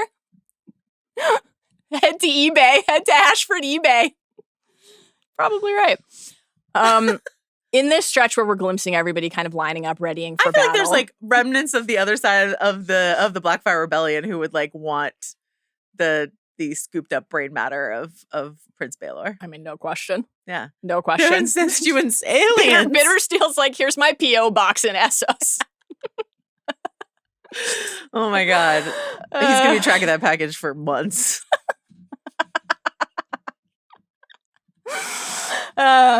You mentioned early in the season, drew our attention to the statues that are all over the tourney grounds. And there were some really, especially at the beginning, but throughout, just really great, like, adjacency shots of the flesh and blood knights and horses rearing up in front of the statues. And this idea that we've been talking about all season, it's like, it was a really meta encapsulation of the tall tale that became legend, like this melding of myth and real life, and the way that something happens in front of you that is rendered in stone one day. I thought that was like just a great use of the setting and the set, and one of the many things that they did inside of this episode and this season so far to give a real sense of like scale and specificity and something so memorable, like now to us indelible with this low budget. It's like, I know. And it's so menacing. Like those statues look so menacing in the mist, and like compared to like when Duncan saw them in the golden torchlight of earlier in the week, you know. And I love, we remarked upon the shots in the rain in last week's episode, but it's really important that the tourney field be an absolute mud pit. It does look fun. Did you like a slip and slide when you were a kid? I mean, the mace to the head and stuff less fun, but morning stars and maces and flails, 3 different things. Okay, let's just get this out of the way now. Thank you to the I almost brought the whiteboards. The dozens, maybe hundreds, possibly thousands of you. You didn't see all the emails we got. I just assume it's an order of magnitude in the inbox beyond what was in all the comments. To let us know, because we had this discussion on Talk the Thrones, what's the difference between a mace and a morning star? Many people have chimed in to say, hey, dipshits, that's a flail. I believe it was dumb fucks. I think that's the term. Adults. And to that I say, thank you for informing us. And I blame George. Because George calls it a morning star. It's a morning star. He calls it a morning star in the text, and there's like an illustration. And he talks about it on the end of a chain and stuff like that. Here's the deal. Yeah. There's a way in which George can be right. And there's a way in which, unfortunately, Chris Ryan is right? We'll never tell him. Whoa. You guys don't tell him. Okay. There's the mace. We all know what that is. A spiky ball on the end of a stick. Yeah. That's amazing. Just gonna add, we're not armorers, blacksmiths, or weapons Or experts doctors. to the long list. Yeah. I'm with you so far. Steely Pate, not a doctor. Okay. No. No. A morning star. And again, I was going to bring the whiteboard for this. A morning Yeah. star is that, but the things are spikier. There are longer, spikier prongs. Okay. But the important part is the I'm longer. sorry, when you do this and then say longer, spikier prongs, I do find myself once again thinking about That's Sir Arlan. Arlan's cock. I'm locked You're back locked in. in? Yeah. How can I make it less cocky for you? If I had the whiteboard. Okay, so Mm-hmm. Yeah. a mace, but make some of the prongs longer. That's a morning star. Okay. Uh-huh. But the point is the long prongs. So I think you can have that sort of mace with the longer prongs on the end of a shorter chain. And that's still a morning star. Okay. But the long chain, that's what makes it a flail. I see. I think. And what's really Guess what? devastating If for you're me wrong, personally, Everyone's going to tell you. what's really devastating for me personally is the reason I was so quick, we were both so quick to Yeah. correct CR, Mhm. is that literally before Talking Thrones, I had Googled Morningstar versus Mace versus Flail. I had Googled all three and I still somewhat got it wrong. So it's tough out here for Game of Thrones experts, I guess. But George does call it a morning star. And it's actually important that he calls it a morning star because he uses language that like compares it to the falling star Yes. Yeah. that Dunk sees, right? He talks about seeing the star Yeah. sort of come across, and you see it, there's a great shot of it in this episode, but the star sort of like coming across the visor. Yeah. The spike ball Yes. whirled around and round the sky and fell towards his head as fast as a shooting star, right? So Yeah. like this falling star imagery that we've been using for Dunk all season. Update it right now with flail language. See if it works as well. The spike ball whirled round and round the sky and fell towards his head as fast as a shooting flail. It flailed Poetry. as Dunk had into the. It is the descriptions of what Dunk can glimpse through that little slit, like the way that he's like, the dragon was smiling. Yeah. Because he can only the And the way the camera does that, like when they Yes. when they eventually do the charge, we'll talk about Thunder saving the day. You and know we Egg will. and Thunder saving the day. Yeah. But that camera move of like in the visor into, like it's so good. so good. We had really gushed over seeing that in the trailer and just Yeah. kind of the hype that was building. And the really. sound of the breathing. Yeah. And then here we are. The horn sounds. Yeah. We're off and we are in that helmet cam. And this just fucking ruled. Dunk's POV literalized and crystallized for us that way. I can't wait to see the behind the scenes because do you think they just put like a helm on their like Like a little, like one of those cameras you fish under a door if you're a spy. It's just like through his little. Owen Harris, the director here, so I just want Yeah. to see shots of Owen or Owen's DP out on the mud field with just like a little visor, like just cap a little, on the cam. a little helm over Yeah, the a little over the helm. camera. Yeah. That's great. I love this. Are you familiar with? You know what F1 is? Formula One. You're familiar. Well, against my will. So Sky Sports. Yeah. They broadcast the Grand Prix, they broadcast the races, and you can opt in to a onboard driver feed for your Sure. favorite driver. So you can watch if you want. How many times The can you flip entire around? race. You can move At around, any you can time. do whatever you want. So if you're like, I only want to watch this race through the perspective of Lando Norris. Little you can Lando do- Norris. It was not. It's all too much It for was little not Lando all Norris. too much for little Lando Norris, world fucking champion. Papaya Hive. F1 is almost upon us again. I can't wait. If you could have opted out of Dunk's helmet cam and opted into another onboard driver visor cam for another participant in the Trial of Seven, who would you pick? Are you riding with bees and then your feed cuts out after Wouldn't 0.3 it be really seconds funny and then if you're you- done for the day? If you're Darren and you're just like a camera that's been tipped over into the mud. I think I would either, in honesty, I would either pick Lionel Baratheon so Yeah. you could get like the booming laughter of the laughing Yeah. storm, or And he's really in the thick of it. yeah, or Raymond Fossaway. That's a good one. Yeah. But then you're staring at your like least favorite character. Sevron? Sevron. Yes, he charges down and challenges him. Oh man. My favorite little Darren detail, by the way, is at the end when they're kind of going over the body count, reading the injury report. Yeah, you're like, might have a broken foot. His own horse kind of just like freaked out and started running around and stepped on him. Stepped on by his own horse. Okay. Brutal. Okay, rank the embarrassment. It's brutal. That's the tough one. Death by groin wound. I put that under Stepped for on. love of the game. Like it might on by happen. your own horse. That's just sloppy work by Darren. Stepped on by your. If your plan is 1 gallon charge and then I'm gonna fall over in the mud, you've got to prep your mount to. Yeah, where is egg to be like put like a carrot, or an apple or a sugar cube over as Darren viewing stand, so the horse goes there. As Darren falls, he prepare, flings a carrot. Exactly. So exactly. Get a plant with some sugar cubes. I dreamed of it. You found the sugar cube and left my foot intact. There was a giant carrot.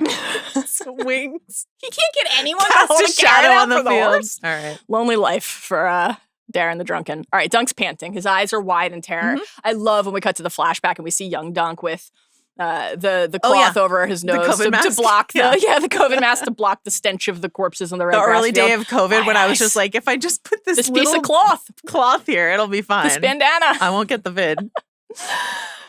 A Game of Thrones.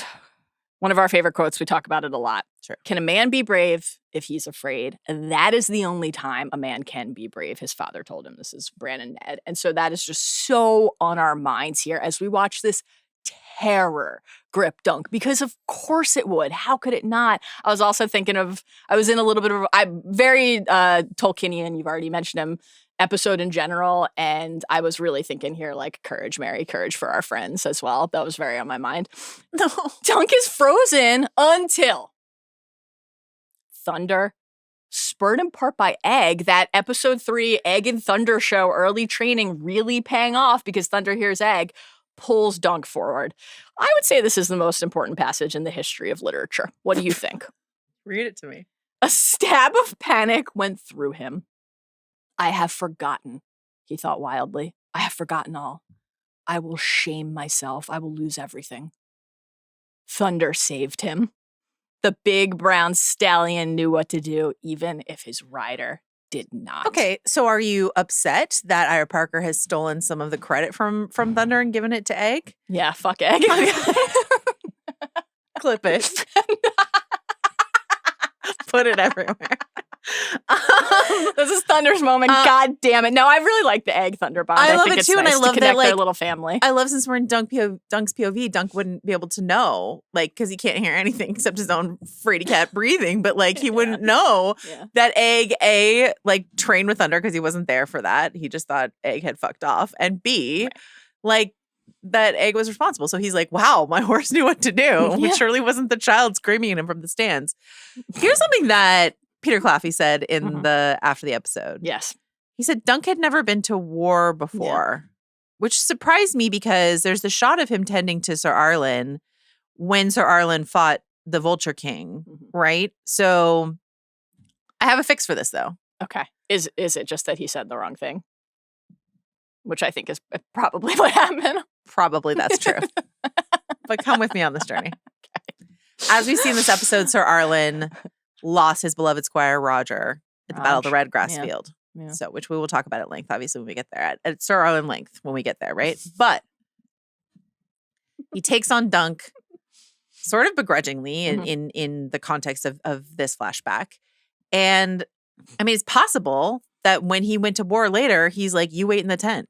I don't want anything to happen to you. I don't want anything to happen to you. Yeah. But he wouldn't say it that way. He would say it gruffer, and he'd be like, you're not worthy, sit in the tent. When really he meant, drink some dirty puddle water. Really what he meant is my heart is too tender and it can't break again. Tiny helm onto a mound of dirt I had to dig with my own hands as I mourn my charge. But say it in a Dothraki. When we get there, I want you to prepare to sing Dothraki. I want you. No, to do unlike that. Chris, I have not promised to do any singing on this podcast. We can't let him forget. We can't let CR forget. Schedule a text and say, remember lyrics. you ate beets, and remember you promised us that you would sing on Talk of Thrones this week. Oh, God. Just immediately, just right away, Arion's lance explodes into Dunk's side. Just right away. And the shield fucking shatters. Like Thanos is there chipping away at Captain America's Okay, so shield. to recap. God damn it. Steely Pate's shield shatters. Yeah, he did his best. And the ring mail gets embedded in Dunk's flesh. That to me, that just honestly, if I were managing Steely Pate's business I would or leaving say- a Yelp review, I would say all that means is the chainmail held. I would say It held. next time plate armor, maybe. It held. Next time some plate armor. The mail can only go into your wound if it doesn't break on the tip of the lance. It's intact and being driven through. You missed your call on marketing. It's possible. All right, I'm gonna give Dunk a little bit of a pep talk here. Green fucking moon!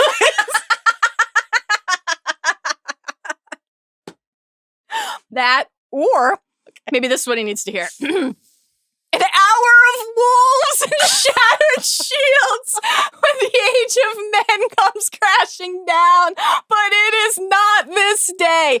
Can't let the I mean, sure, does he look at the shield in the text and think oak the and sight iron? of his elm tree and shooting star gave him heart, and then does it immediately shatter? Yeah, it's tough. Oak and iron guard me well, or else I'm dead and doomed to hell. I mean, I think you were right to note last time we talked about that it's maybe not the headspace that you want to court on the precipice of battle. That's all valid. I think that seeing this symbol of hope, not only symbol of hope, but as we've been talking about, this was on my mind actually with what the moment with Egg and Thunder and Dunk and Arlan all kind of being involved in the little like surge forward, pulling Dunk forward into battle when he freezes. It's like those strands, all of the people who are a part of his life.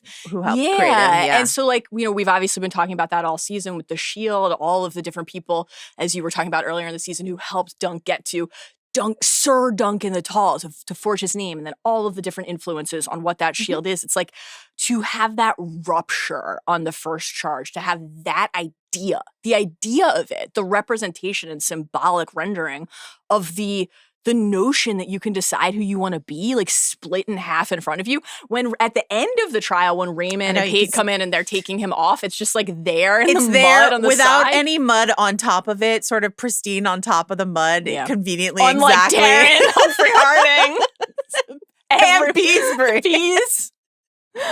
Yeah, so I'll give this for Steely Pate's work. It fell in a very artistic way and a very important place on the field so that it could symbolically be there when Dunk was dragged off. Remember when Steely Pate was like, listen, I'm going to just give you a helm. It's going to be rounded on the edges so the knife, the blade edge doesn't bite in. That worked. And also like, no fancy shit. It's just going to, if you take a lance to the face, it'll serve you better. When it was like the pommel. The thrust of the sword. Guess Wasn't what? it like the Dunk is alive. It was the spiky palm, like the crossbar of, not the tip, but like I think he used the pommel of his sword to try to get in the visor. I thought that was, Aerion had some great moves. I gotta say, Aerion has no good points, but great moves sometimes. Throwing the sword? That was sick. Extremely cool. I love how Finn Bennett was like, Dunk is big and tall and strong, and I needed Aerion to be fast and quick and like sneaky and mean and all stuff. Like, and Hearing I them think describe the fighting style contrast was awesome. The throwing of the sword into the thigh was really, really good. Fantastic. Here's another quote. Okay. Mm-hmm. On the Morningstar beat. Yeah. Through his fingers, he glimpsed a dragon flying. And a spiked morning star rolled on the end of a chain. Then his head seemed to burst to pieces. Blame George. Send your letters to George. He's reading all of your letters. Every single letter you write that say where is winter. He reads all of them diligently. And if you want to say, well, actually, George, it's a flail. Don't send them to George. Send them to us. We will happily take this burden on for him so that he can write the next Dunk and Egg novella. That's our offer. Did you see that Ira Parker said that he had 13 novellas on top of the 3? I thought it was like 13 total. It's 13 on top. So I think it's like 16, do this for the next decade and a half. 16 seasons. Great. Let's make this longer than the fucking Infinity Saga. 2 seasons a year. I mean, don't get greedy. But yeah, that would be great. 2 seasons What a about year? like January? Well, how would we space them? January and like August? September, something like that. Yeah. I mean, that would be wonderful. Where will Hot D go? In the spring. Well, there's only 2 more seasons of Hot D. And then all the other shows they're going to do. Aegon's Conquest, which might be a film. A movie. Yeah. Yeah. Jon Snow. The Blackfire Rebellion. I mean, I'm just starting to wonder. What's west of Westeros? Blackfire is all going to happen inside of the show. And completely in flashback?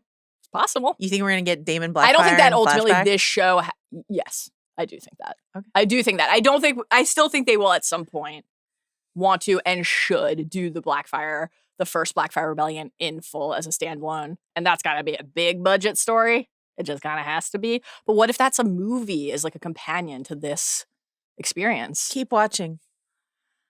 We can only hope that the new overlords at WB want to keep it on. Exactly. Keep watching, keep talking on Sunday nights about this show. You can keep watching, but Dunk can't because he can't see anything because he's concussed. He can't even pull his sword before Aerion is on him again, swinging. And Dunk is just so... We're going to get after the flashback to this mud wrestling match, this like animalistic carnage here in the opening before the flashback. Dunk is so overmatched by design, right? A prince who is trained in all of these different modes of combat. And we talked about this on Talk the Thrones, but like a line that we love, Dunk the Lunk, this is his internal monologue in the novella, thought he could be a knight. That is what is going through his head as he just falls down, beaten in the mud. And then I love this other passage, which comes shortly after that. Thinking about everything happening, not just to him, but around him. What was worse was the others who would die with him. Raymond and Prince Baelor and the rest. I failed them. I am no champion. I'm not even a hedge knight. I am nothing. He remembered Prince Darren boasting that no one could lie insensible in the mud as well as he did. He never saw Dunk the Lunk, though, did he? The shame was worse than the pain. Oh, the shame was worse than the pain, like gives me a chill. And then visor cam, mud. Yeah. Just pours on in. It's great. Takes us right into a flashback. Yeah. Did you want to hear the Lost sort of like whoosh into the flashback moment? I heard it in my head. Yeah. Sort of just kind of Pavlovian, I think, at this point. Yeah. Anything just in the big picture sense before we go through what we actually see with Rafe, with Arlan, etc. in this 20-minute flashback to Dunk's youth in Flea Bottom. Before we get into the particulars, anything that we didn't hit in the opening snapshot that you want to say in kind of like a big picture way about this adaptive choice? Or you want to just hit it as we go? No, I think we can hit it as we go. Fantastic. Thanks for asking. We've mentioned just one beat of context as we dive in. We've mentioned this before, but Dunk has been aged up. So keep that in mind as we go through this. In the text, he is a younger boy. Can I do some here? math? Please. Yeah, 13. This is 13 years before the show. I would say matched only by the number of emails we got about a flail versus a Morningstar versus a mace. Yeah. It's people really pissed that I called Dunk 30 years old in last week's deep dive. Okay, yeah. So let's do some math, okay? Uh-huh. Bamber Todd was like 15. The actor who plays young Yeah. Dunk was like 15 when they filmed this episode. But Mhm. let's say Dunk is younger than that. Okay. What do you want to say? 14, 13? He's not 12. I thought he looked like he was maybe like, 14. 14, something like that. 14. 15. Yeah. 13 years later. I think the math checks out. So he's 27. So excuse me, he's not 30, but he's 27. And I'm sorry. I think people who are like much younger than I am and who are in their 20s are like, dear God, he's not 30. And I'm like, 27, 30 is really not that much of a difference. And when you're 27, though, 30 sounds fucking washed. Far away. Anyway, I apologize. Let's go back in time and amend every time I said he's 32 in his late 20s. Which is different than in the book where he's a teenager and he would be doesn't even know how old he would be is. like 4 years old Right. when the Battle of the Redgrass Field happened. Right. So which, like, I will say, when you get to some of the descriptions in the later novellas, some of which we'll read passages of shortly, because Rafe is named a couple times. Like Ferret and Pudding. Wonderful stuff. Some of the things they're describing, I'm like, 4 or 5, that would be like maybe it feels like a little young to be doing running that around stuff. with a severed head. Running around stealing severed heads from spikes. I But mean, I don't think know. You grew up fast in Flea Bottom. I was listening to the folks on History of Westeros talk about this, and I think they were right that like George just would often make so many of his characters kind of younger than it makes sense for them to be. And then the shows always age them up. Yeah. So and it does make sense then that there's like more, just in terms of the adaptive choice, more crucial elements of Dunk's life to tell us about than if you were only a handful of years old, right? Sure. If he's 14, stuff would happen that we Imagine would come Sir to know Arlan about. picks up a 4-year-old as his squire and is like tending to the horses. Scour that mail, you little shit. A 4-year-old dunk dying of dysentery, and Arlen's like, get up. It's a different story. Today you're going to have Pedialyte, not bottled water. You're 4. Speaking of gross things and death, we're at the fucking Redgrass field, dude. This is so cool. I have no objection to seeing the Amazing. Redgrass field. Yeah, I have no course. objection to like being in. It's mostly like the Rafe stuff that I feel like is not my fave. But do you know what? Fun fact. Tell me. This is the first time we've seen the House Blackfire heraldry on screen. Yeah. Oh yeah. Yeah. Fun. And that the blacksmith pawn shop guy didn't give a shit. He's like, take that leather elsewhere. He's like, you Might wanna be the first get time, but me killed. No. We've talked a lot throughout the season about the first Blackfire Rebellion, the way that the show has found many opportunities to sprinkle in a mention, a reference that this hangs over this period of Westerosi history in a way that was inescapable. So, Joe, if anyone maybe is joining us today for the first time, because this was such an amazing episode of Night of the Seven Kingdoms, they're like, I gotta start listening to podcasts. Blackfire Rebellion, Redgrass Field, what do we need to know about where we are and what we're seeing? This is the end of the first Blackfire Rebellion, right? Yes. So Daemon Blackfire, who is leading the charge on this, dies at the Redgrass Field, as do his 2 sons. And so this effectively ends, at least for now, the Blackfire Rebellion. Yes. His eldest twins. If you want to like go through the whole who did what where, you can watch Talk the Thrones. I did do a whole sort of like battle map thing. That's not important. I just wanted to do it.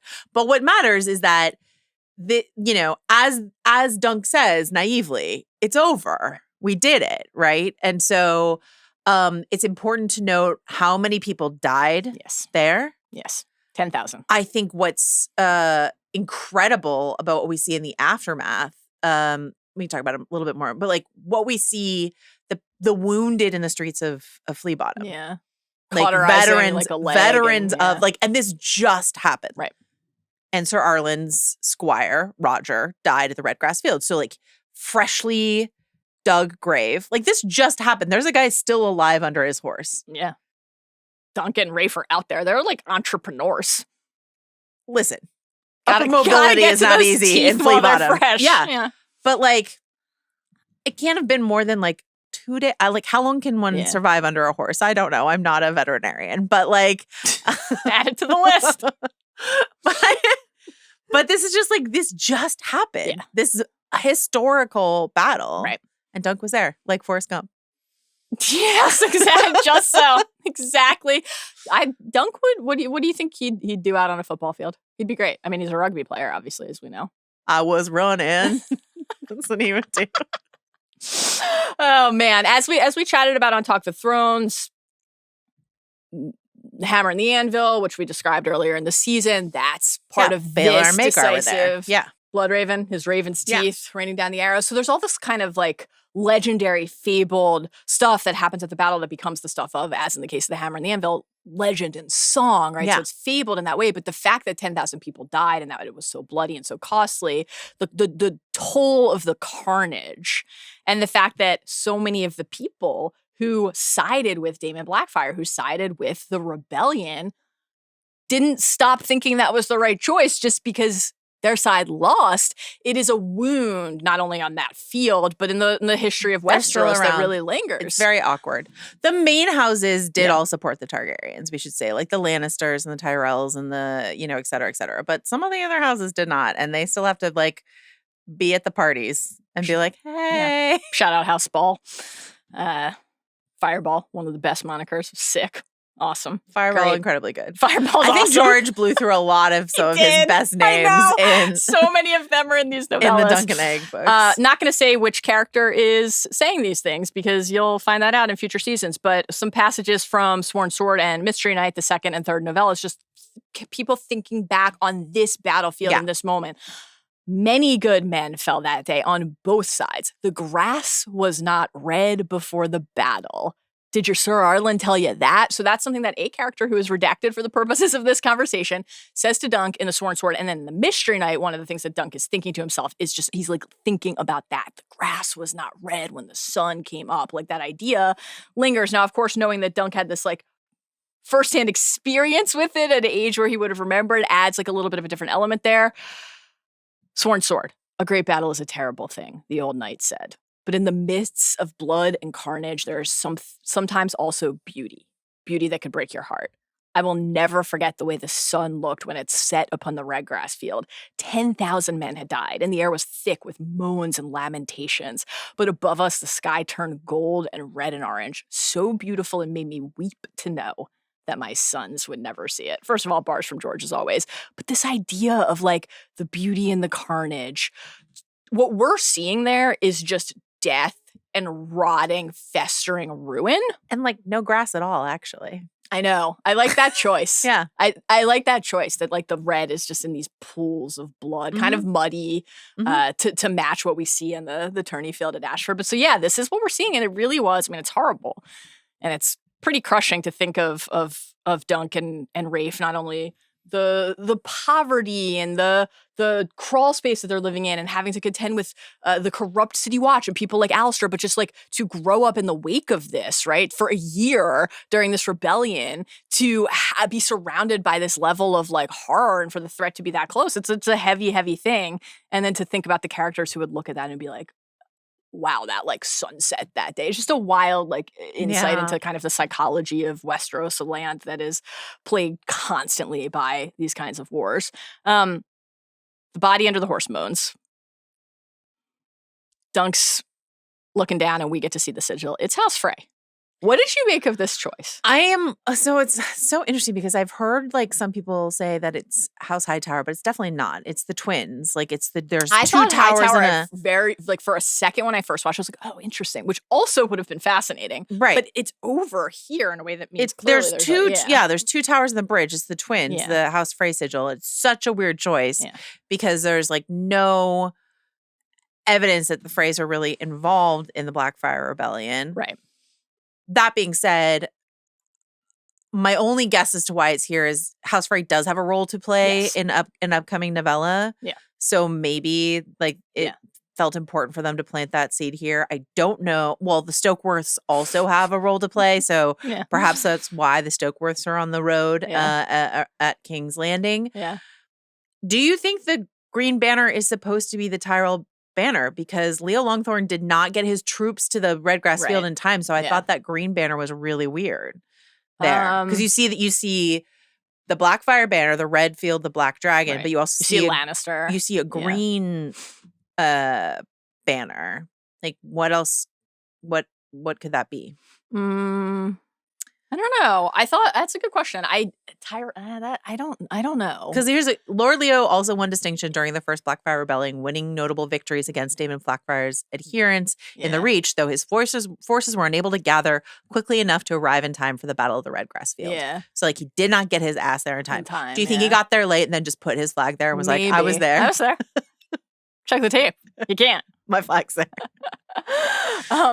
I feel like the choice to put the phrase there, prepping like you said, but I guess it could also just, and this is connected to that, but it feels just like another moment where the show is kind of like, we are going to, the Blackfire history is a part of the fabric of this show. And so we have an opportunity to tell you more things that are established in the textual canon at this point. Like the list of known houses on either side is like pretty small. Right. Also, to have like a Riverlands house there, I think is just to emphasize that this was a continent-wide sort of struggle. Yeah, absolutely. Dunk gently whispers, "I'm sorry," to this Which man. We'll hear again. We hear it to Rafe, to Baelor. I'm sorry. Covers this guy's mouth too. Do you think so? I've seen some interpretations of this as like he's so quick. I think maybe you said this on Talk of Thrones that he's so, or maybe it was someone else. Anyway. He's so quick to sort of like go to a mercy killing that means he's so used to death. But I was wondering if like, is this the first time he tries to take a life? Yeah, I You think. know? Yeah. Okay, I that's took it- more my interpretation. Yeah, too. Okay. I think because and when he and Rafe are talking on the walk back, and she's like, "Is that the first time that you like saw a body?" And he's like, "No," but clearly in this circumstance and in this but way, as an active sort of like, yeah, because I think there's when he first does it, there's kind of a little bit of a whoa, like what is Dunk about to do moment. But I read it as he's trying to like ease this mercy. ease this man's He's like, I can't move this pain. horse. And then Yeah. Rafe's like, let's move this horse. And then they can't move that horse. Yeah, Rafe's like, and then the he's guy got dies a- anyway. He's got a sigil. We can ransom him. So they would have saved themselves. They would have saved him like, I don't know, a minute of agony if he had been able to snuff him out. If he's been there for 2 days, as your math indicates, then I'm not sure what that minute would have done. Did I say 2 days? Again, I am not a veterinarian. I don't know how long you can survive under a horse. Rafe is here. Yeah. Did this take you right away to fond memories of Dune Prophecy? Listen, Sister Lila. Chloe Leah was really good in Dune Prophecy. She's great. And she's great here. That show sucked, and she was really good in it. And I think she's good in this episode. And I also think she just has like an incredibly interesting face. Just like a really distinctive face. And then I think it's really, she's quite young. I think it's really cool that she's been in like It's Dune awesome. Prophecy and Night of the Seven Kingdoms. Like, keep casting her, HBO. She's fantastic. Well, take us to Accent Corner with the two of them. I refuse. You know what? Sorry. Off brand for me. Wow, I'm shocked. They're children and they're Yeah. being asked to match. Basically, they're trying to match Peter Claffey's natural. Like, they're like, let's not make Peter Claffey do an accent. Yes. So we'll just have him be Irish. Right. Davos was kind of Irish. So Mhm, sure, yeah. that's going to be the flea bottom accent, I guess. Yes. And so these kids have to match that, and they're kids and they're fine. I didn't mean make fun of the children. I just Oh. meant the low class flea bottom accent. Mercilessly mock child actors. Yeah, they're trying to do Irish-ish is Ish. what they're aiming for. Great stuff. So Rafe is mentioned in the novellas, as we noted earlier. Yeah. But this is totally new, what we get here. Yeah. They're older, like we noted, but this idea of Rafe as this like the central figure in Dunk's life, the love story, the kind of like original wound of this loss and the loss of this love. This is all new. Mhm. Care to read these Mystery Night packages to share what we do know about Rafe from the text? Sure. Mystery Night, quote, they chase them through the alleys and make them give the head. Okay, this is when they're running around with a severed head, by the way. Yeah. Kid stuff. 4-year-old kid stuff. Yeah. The picture What some were like you doing it some for? tots not running around with a severed head. They chase them through the alleys and girls, essentially. They chase girls through the alleys and make them give the head a kiss before they'd let them go. That head got kissed a lot, as he recalled. There wasn't a girl in King's Landing who could run as fast as Rafe. Ferret, Rafe, and Pudding. Little monsters, those three. And me, the worst of all. And then this other quote. Better a beggar than a thief. He had been both in Flea Bottom when he ran with Ferret, Rafe, and Pudding, but the old man had saved him from that life. It's interesting because, so the line, there wasn't a girl in King's Landing who could run as fast as Rafe. Some people are taking that to mean that Rafe was a girl, and some people are like, it's possible, I think. it's possible. Yeah. But like, it's not necessary because the point is these little monsters, Ferret, Rafe, and Pudding, were running around with a severed head chasing girls. And the point was the girls could not outrun Rafe. And does that mean that Rafe's a girl? No. Rafe is a girl here. Great. Who cares? And so from that, And then what do We they got do this with that beautiful love severed head story. when they're done chasing the girls with it? They dump it into a bowl and winds up in the bowl of brown. very tough. This is why you never trust a bowl of brown. Absolutely. Never trust a Rats bowl are of the brown. best thing you can find in a bowl of brown, That's I think. definitely an ideal outcome. A rat, for sure. Rafe, clearly the brains of this business operation, Mhm. right? Wants to ransom the Frey soldier. He dies as they're pulling him out, so they can't, and then immediately goes to the Teeth for Copper place. And does have a moment, though, to say to Dunk, do you know any words? Do you know any words? There's a dead body in front of us. Do you know any words? So this is something we've been tracking all season because we open with Dunk burying Arlan in the first episode. I don't know the right words ought to be a sept in here. In episode 4, he says the old man was never much for praying. So Dunk is like, why? Words, why? So they don't end up in no hell with the rest of us, Rafe says. And Dunk replies, I don't know any words. So very like Melisandre to Shireen. There's only one hell, princess, the one we live in now, right? Thinking Mhm. about another hell versus this one. But I like this idea that like Dunk doesn't know the words here. And then he has this formative experience to come with Arlan where he learns all of these different things. Do you think But Arlan taught never him? this. Do you think Arlan taught him Dothraki? I think that Dunk probably just absorbed some of it. It's an earworm. It's an earworm. It's a breakaway poppet. Yeah. Soaked some of it up via Mhm. osmosis during the nighttime campfire dances. But yeah, it's like Arlan never taught him prayer or what to say when you were mourning or grieving, Religion. which especially given when Dunk comes into his life and the place for Arlan is just a fascinating thing. It's this idea that he grew up without religion. Yeah. Fine. Same. Hard same. But like then is now at this tourney at the mercy of this like very Right. religious, Yeah. you know, tribunal. Yeah, it's like the sword is my prayer, right? That's my religion. So dangers on the road. We're heading back to Flea Bottom on paths that we are very familiar with. We're like, I know that dirt. I know those trees. This is just a wonderful thing for Thrones fans. Such an evocative, nostalgic visual. Have you been to the Giant's Causeway? Mm-mm. So it's in Ireland, this road, the Giant's Causeway, and it's one of those like, you know, as well as like Dubrovnik and all. It's like one of these like places that Thrones fans like to go to walk the Giant's Causeway, which is the King's Road, which we saw Arya depart on in season 2, which we saw Brienne and Pod on, you know, and like the fact that it's Arya and Brienne and Pod, we talked about this on Talk of Thrones, like these 3 characters we brought up several times this season talking about these comps of these characters. It's like a coincidence, but also just like really fun. And also to see Rafe here, like she's got a helm on, like very Arya coded. Totally. So I love that they used the Giant's Causeways for this. It just gives you that feeling. Yeah. It pulls you back into a certain headspace, and the Arya connection is an extra delightful little touch. Arya would probably ask, like, what's she gonna do? Lift the fucking horse off his legs? Had Dunk asked Arya. This is like, oh my god, this guy is calling for his mother. Rafe is in a chipper mood, right? Oh, she's high. Dunk is shaken by what they have just done But and she's what like, he has witnessed. I think because the exchange rate is very confusing in Westeros, we get 2 silver stags for this. Well, ends up being right. Not enough. Brutal. Enough for 1. Indeed. Did you think for a second? This is my real time math that I was doing when I was like, please don't kill this girl to invent a backstory. And I was like, maybe she'll just take the 2 silver stags and go to the free cities without him. Because there was a moment where after she dies, Alistair kills her, where I was like, okay, well, I guess as soon as this flashback unfolded in this way, there was only one outcome because this Dunk is not leaving this person.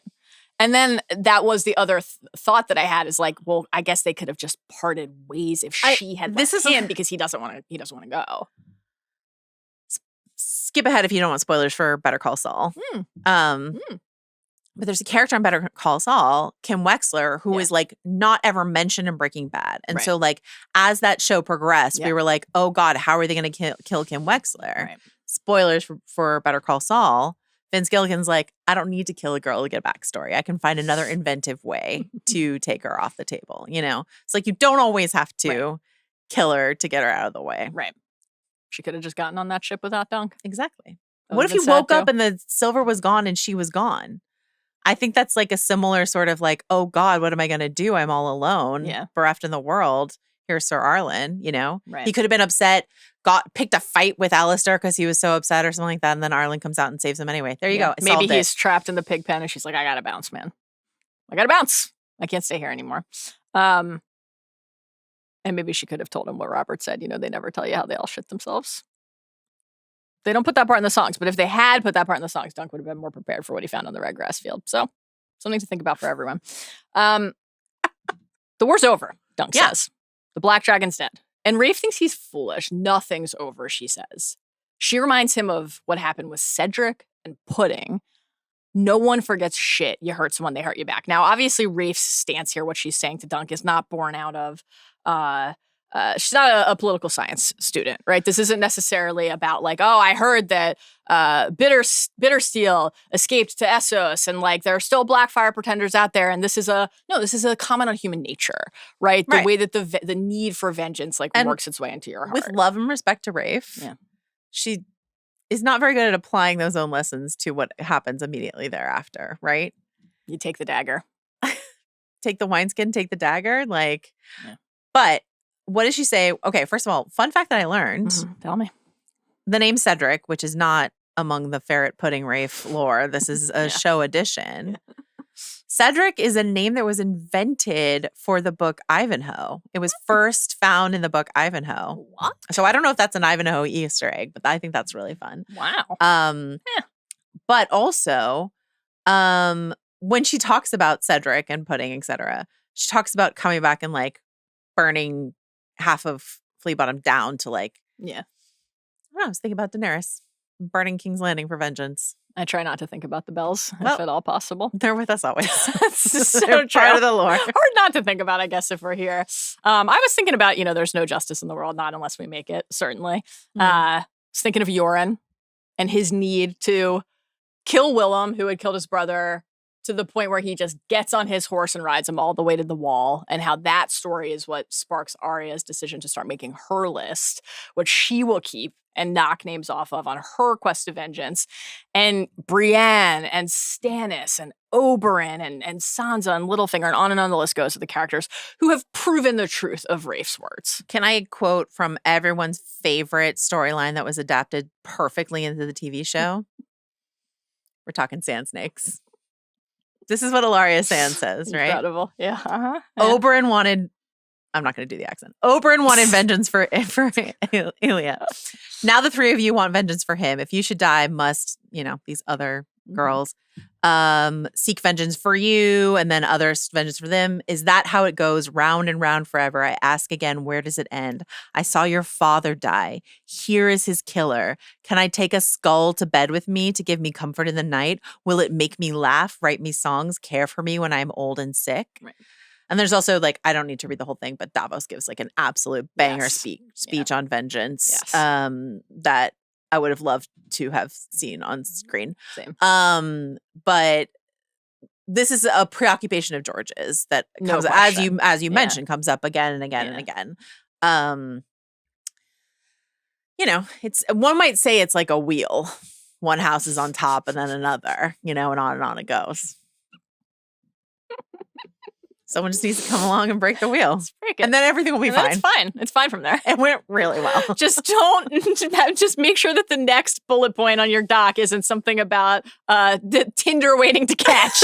Burning down almost all of King's Landing.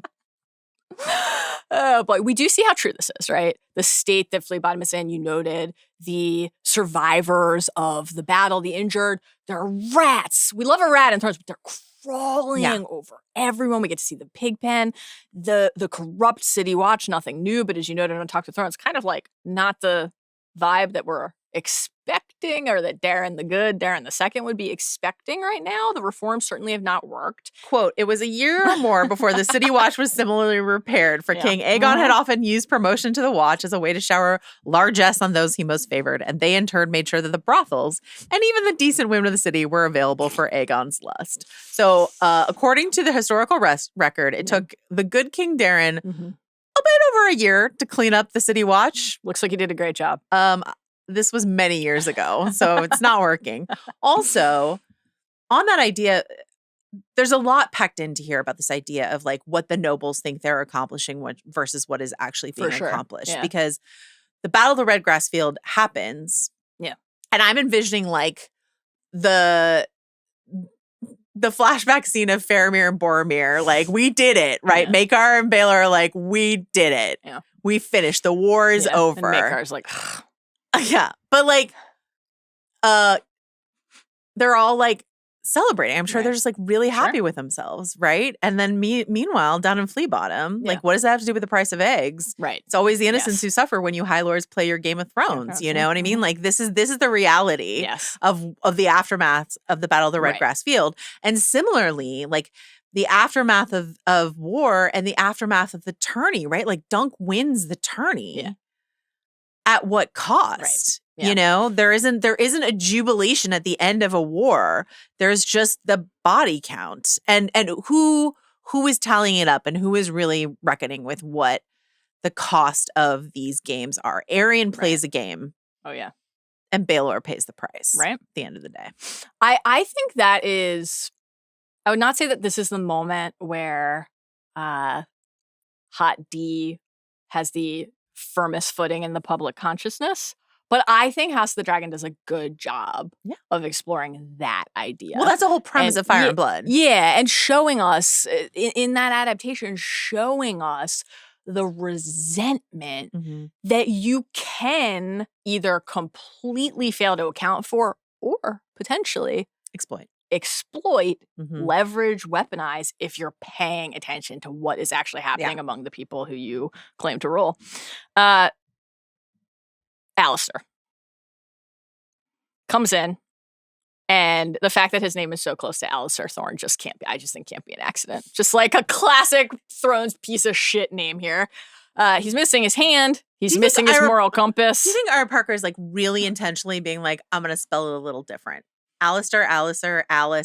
Like, I know how you spell Alice in Westeros. That's not how I'm going to spell it. I simply will not do it. ALYS.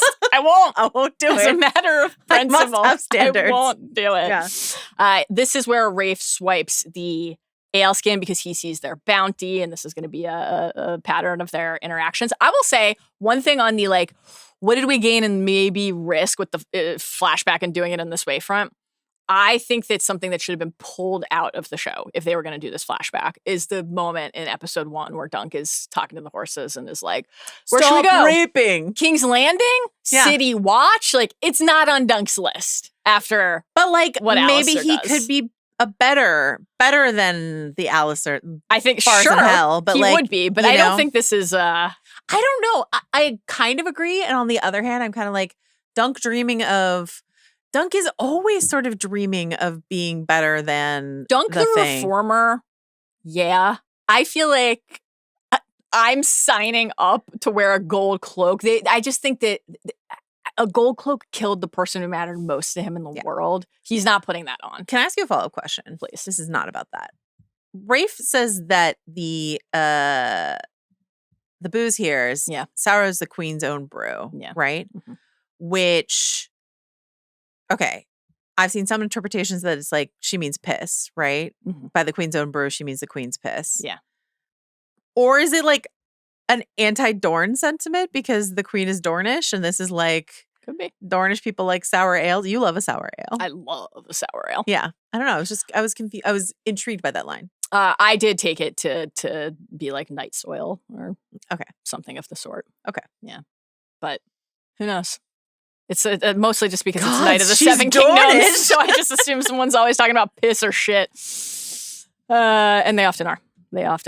Now I'm thinking of Kristen Cole. Thank you for that. You're welcome. Thank you for that. Rafe and Dunk take their spoils to the blacksmith pawn shop guy, and he gives over the 2 silver stags, but refuses to take the Blackfire leathers, as we mentioned. Damon's rebellion is over. Take your Blackfire leather elsewhere. So this just quick little way to show us the risk that you would incur. This will come up again in the novellas. Yes. This idea of like something that is marked by the Blackfire sigil and how poisonous that might be. Yes.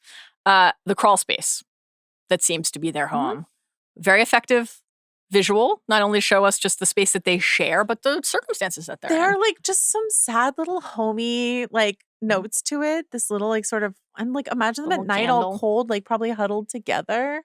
Very sad. I liked the little candlestick. Mm-hmm. It was very sweet. Rafe on the sweetness front says, look, we're going to be sailing off into all kinds of adventures. This is very sad because adventures, as we know, Joe, they must be shared. Arya on my mind here too. Like, what's west of Westeros? Now they're talking about going east to across the Narrow Sea to Essos, to the Free Cities, not west of Westeros. But just this ability to try to think about a different life anywhere but here. That's the headspace Rafe is in. It's not the headspace Dunk is in, as we'll see. She's ready to break out into like a classic Disney I Want More song. Yeah. And he didn't get to do that with her, and that's sad, but he did get to do it, have an adventure, share an adventure with Arlan, and he's getting to do it now with Egg. Oh, I know. Sorry for your dreams, Rafe, but don't worry. He gets to have them. Our listener Dave wrote in. Yeah. And this one's for you. Please tell me I'm not the only one who couldn't help fixating on how eerily similar the flashback scene of Dunk back in Flea Bottom in episode 5 was to the opening act of Solo, with Han and Kira conspiring to get their way off of Corellia. # make Solo 2 happen. Didn't occur to me, but I love that it occurred to Dave. # make Solo 2 happen. Great. Never the wrong time to mention that and put that out into the world. What did you make, Joe, That's my gift from me to you. Thank you. And to Ben Lindbergh, if he's listening. You gave me Beesbury. I gave you this. What did you think of the way that Dunk talks about his mother here? I thought it was interesting because we also got him talking about his father in a previous episode with Egg. Right. And canonically in the book, Dunk doesn't know anything about his parents. So this is show addition. Yeah. Abandoned by his mother. Criminal father. I don't know. It's interesting. To your point, it's like we're meeting Dunk. He's lived so much more life before he meets Sir Arlan than the Dunk in the book. So it makes sense that he needs more life to be accounted for. Yeah, there. more life to miss, more Yeah. life to long for. Probably also lice, given flea they're- bottom, no question. They're writhing with them.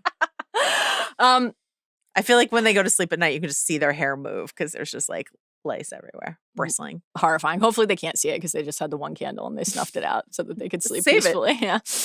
This is where Dunk is like, well, what if every other place is actually worse? Mhm.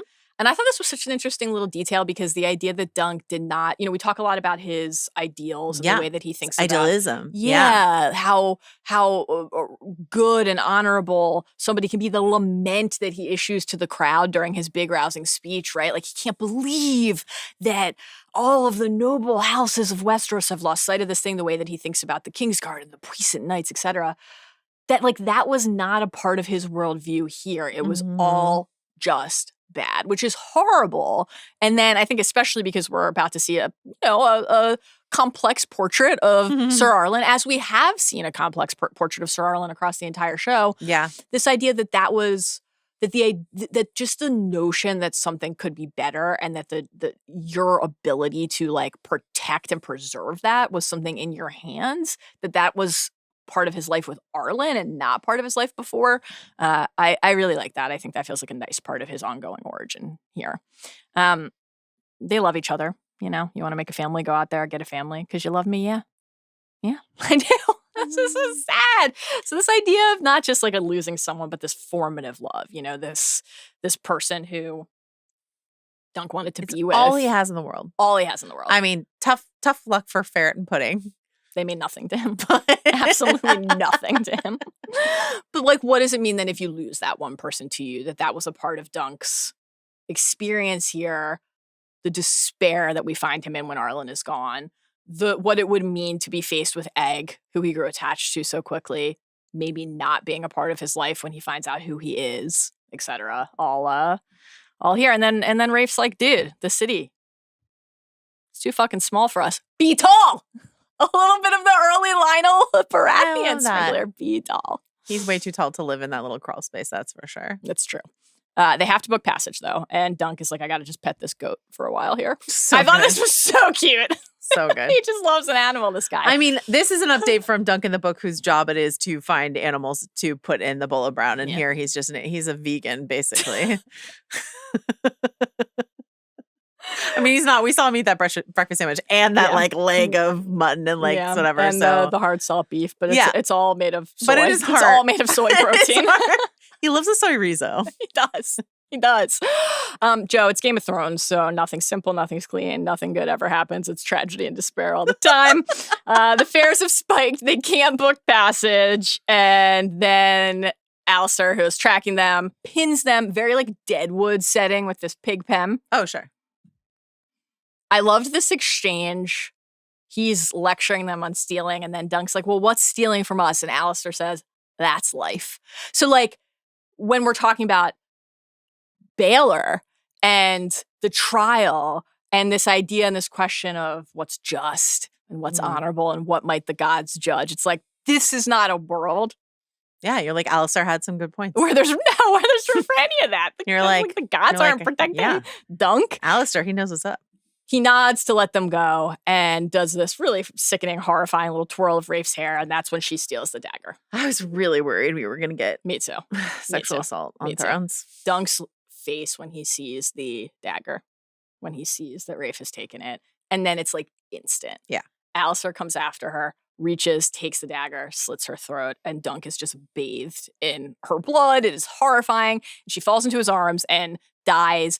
Very similar imagery, obviously, to what we will get with Baelor later. We talked about the I'm sorry parallel language. He's telling Rafe, I'm sorry, just as he will tell Baelor. So it's very sad. For people who are like, this is the cozy, comforting show, and she's just like gurgling blood. It's just, yeah. I mean, it's gaping. Yeah. Real gross. Pretty sad. Welcome to the pit. Still don't think that this is like a perfect choice. Nope.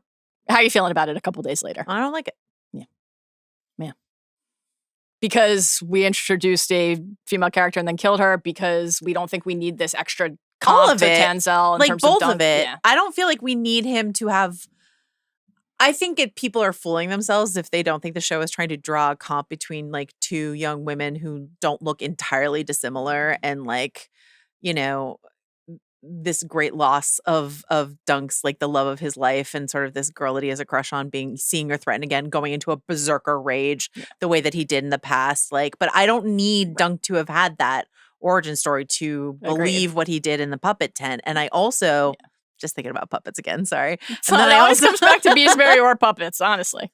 Sometimes apples. And also in a show, in a novella that has so few parts for women, like the fridging thing is just dicier than ever. Do you know what I mean? And so like we're expanding some roles. We give Red a line in this episode, you know, like we're doing our best. Gwyn got some lines and a name. What an upgrade, you know, but like it's a really sparse out there inside of this story. And so to introduce a character who's like cool and interesting and smart, Rafe and then it's awesome. just like the point is her death is, I don't like it. Don't love it. No. Don't love it. I agree and agree on the Tenzel comp too. I think that learning more about characters' origin stories and motivations is something we appreciate. So I don't want to like say something hypocritical about that, especially as we're about to like draw a lot of parallels with what happens with Arlan. But I really think with Dunk, does everybody have something that happens to them that leads them to where they are? Of course, and learning about that is interesting. Part of the point of what happens with Dunk in that puppet tent is that he's like, this is the puppets. Right thing to do. Always thinking about puppets. Always. I still can't get over you calling that was a puppet head in the trailer breakdown. Just all time shit from you. All time shit.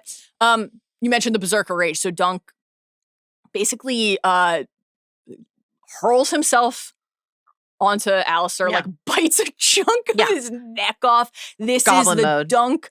Yeah. I love that goblin mode. Dunk of Flea Bottom, who we will see rise when we go back to the trial of seven. This is a classic Gollum move, by the way. It absolutely is. It absolutely is. I mean, Smeagol, Gollum, who are we with at any given moment? It's part of the journey. Duncan? It's the same. Duncan the Tall, Duncan Flea Bottom. It all tracks. It all tracks. He takes a spear through the leg here. Ned Stark also with us always, much like Gollum. Two of the characters who are always with us on every podcast, Ned Stark and Gollum. Eddie Stark, Big Eddie Stark and Gollum.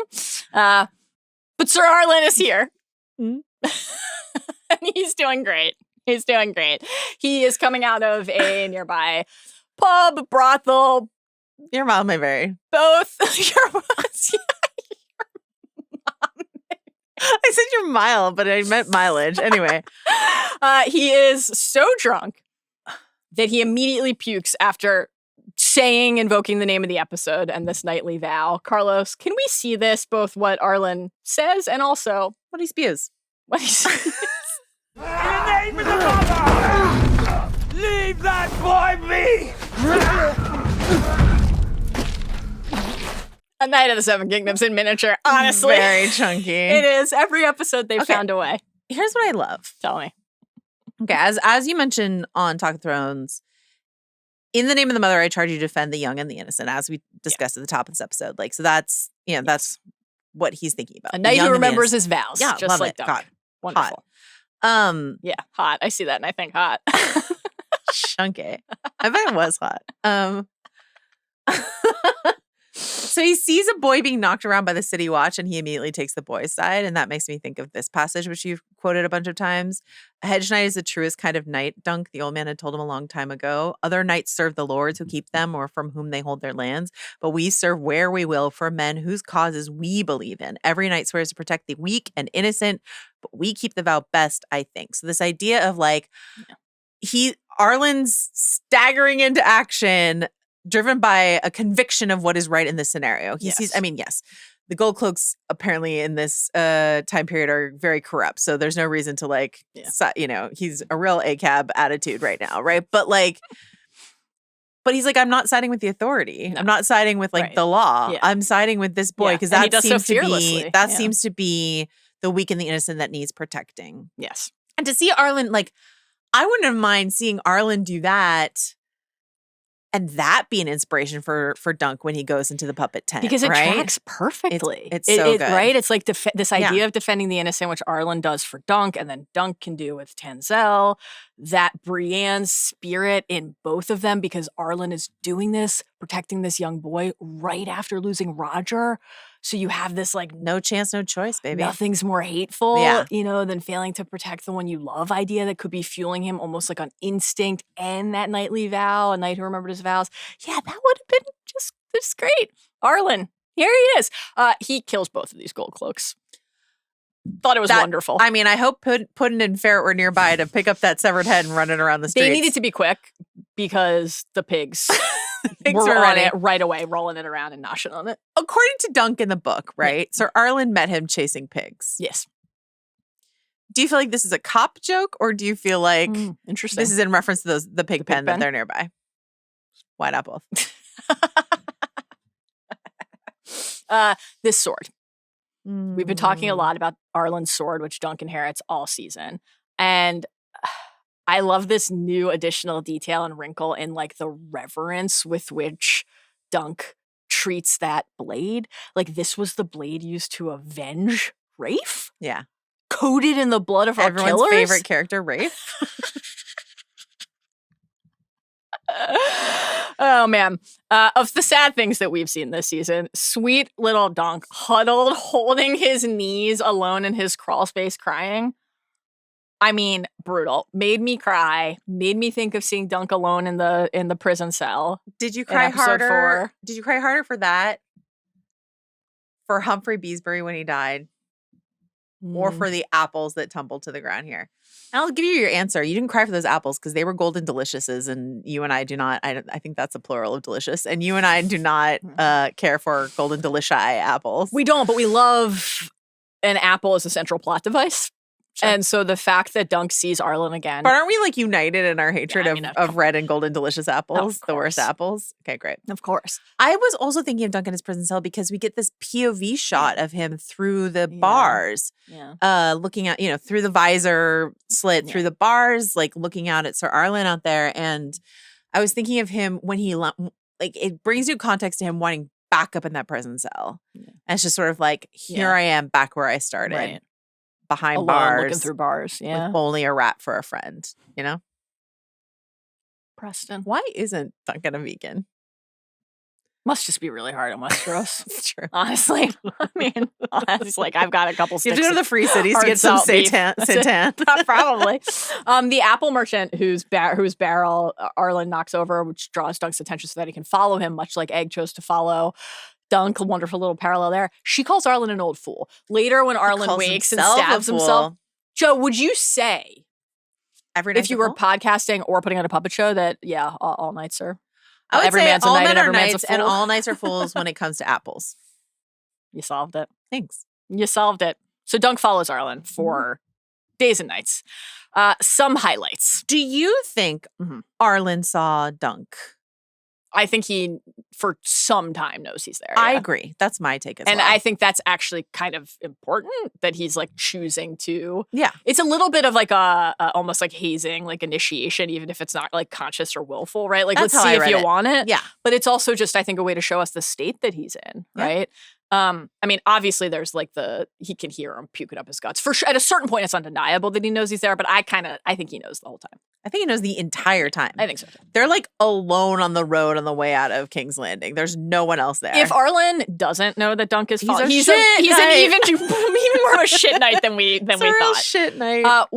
Some of the highlights from this stretch, we get some like formative tree canopy as my pavilion, stars in the sky stuff for Dunk here, and he has his like stolen moments with the blade, much as like Egg will sneak away with thunder or like and with Egg the weapon. With the helm and him looking at the helm. Yeah, the thinking back to just even after Arlan's death, Dunk picking up the sword in episode 1 and like fits my grip as well as it ever fits his, seeing him pick it up for the first time. That was all really cool. I liked too when he was like whittling the stick, thinking of Egg. Egg whittles the stick. The spear. I don't mind. It's a kind of parallelism. I don't mind. It's great stuff. Roger. Here's why I don't mind it. Yeah. Because like in some ways it's a little cute. We saw Egg whittling. We saw him whittling. Okay. But kids do that. There's Guess nothing what? else There's to not do there. much to do. Nothing, they did not have nothing else going iPads. on. What are you going to do? You got to whittle. Gotta pass the time somehow. The tablet had not yet emerged as the villain of Toy Story 5.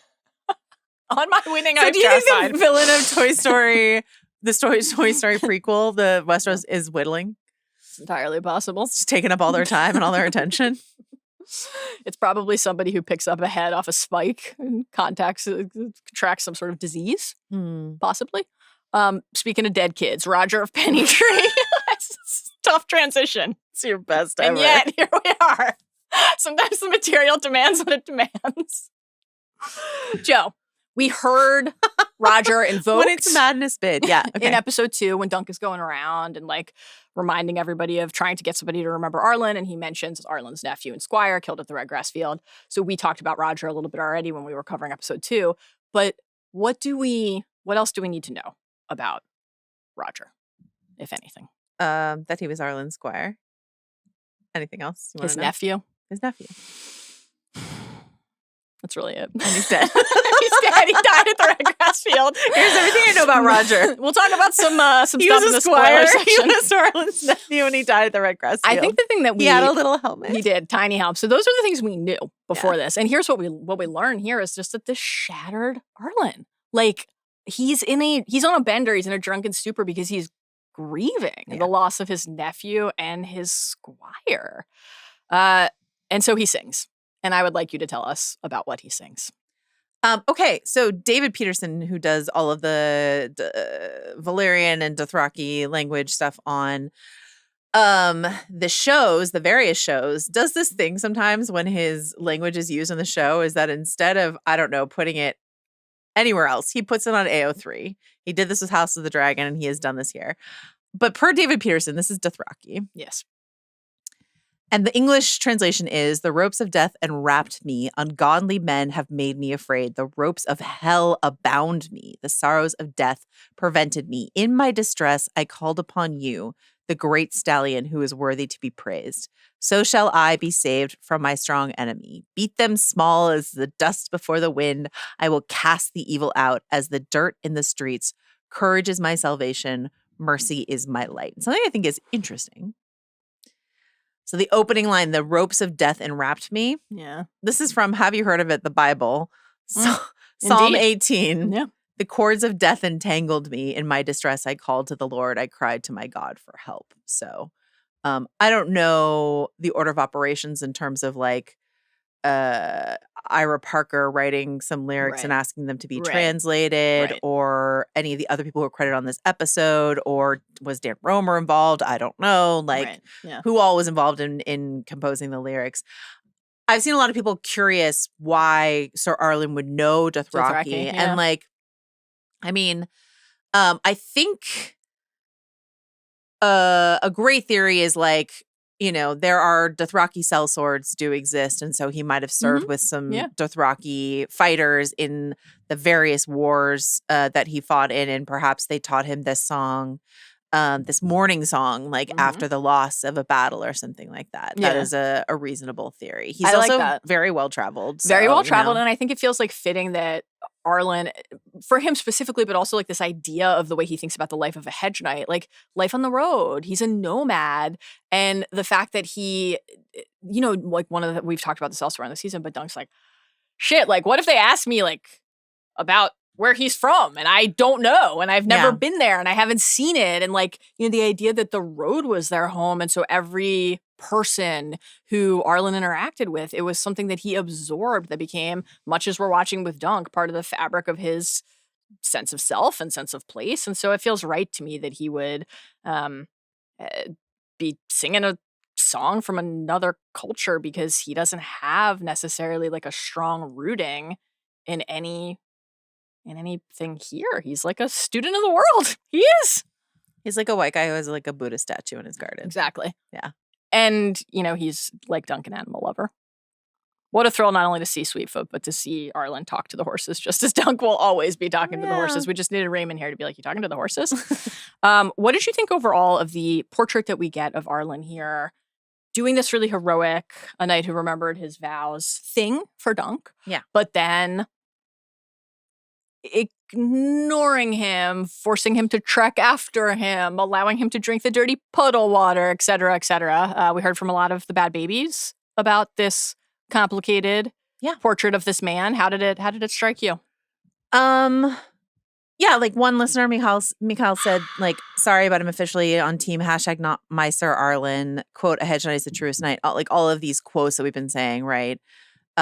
She wrote, there's just no way this free-fisted sot ever said or thought anything like that, even if he did save Dunk's life at the moment of grief-stricken pure-heartedness.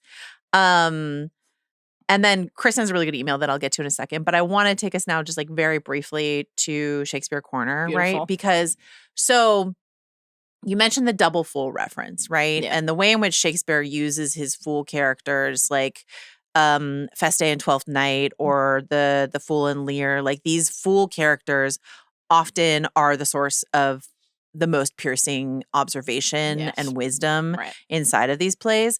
But the character that he most resembles is Sir John Falstaff. And we talked about Henry V. Last week we were talking about St. Crispin's Day, but in Henry IV, the prequel to Henry V, right? Prince Hal, who is like fucked off because he doesn't want to be king and he doesn't want to be around his rich family and he's going to go slum it, starts hanging around with Sir John Falstaff, a knight who is a drunkard and a fool in many ways, but also capable of incredible wisdom. And he's just like one of the most revered creations that Shakespeare ever created. George R. R. Martin, when talking about his favorite characters in literature, said, Boromir is my favorite member of the Fellowship, the tragic hero. Classic Shakespeare's George. Brutus speaks to me as well, more so than the real one. The noblest Roman of them all, whose nobility and gullibility led him to commit a vile crime. Captain Ahab, blah, blah, blah, Gatsby, Falstaff, and Hotspur, and Prince Hal. Those plays are full of flawed characters, each with his own failings. Sir Lancelot and Sir Gawain, however you prefer, but not Sir Galahad, so perfect, so empty, and Guinevere and Arthur and even Mordred, that little shit.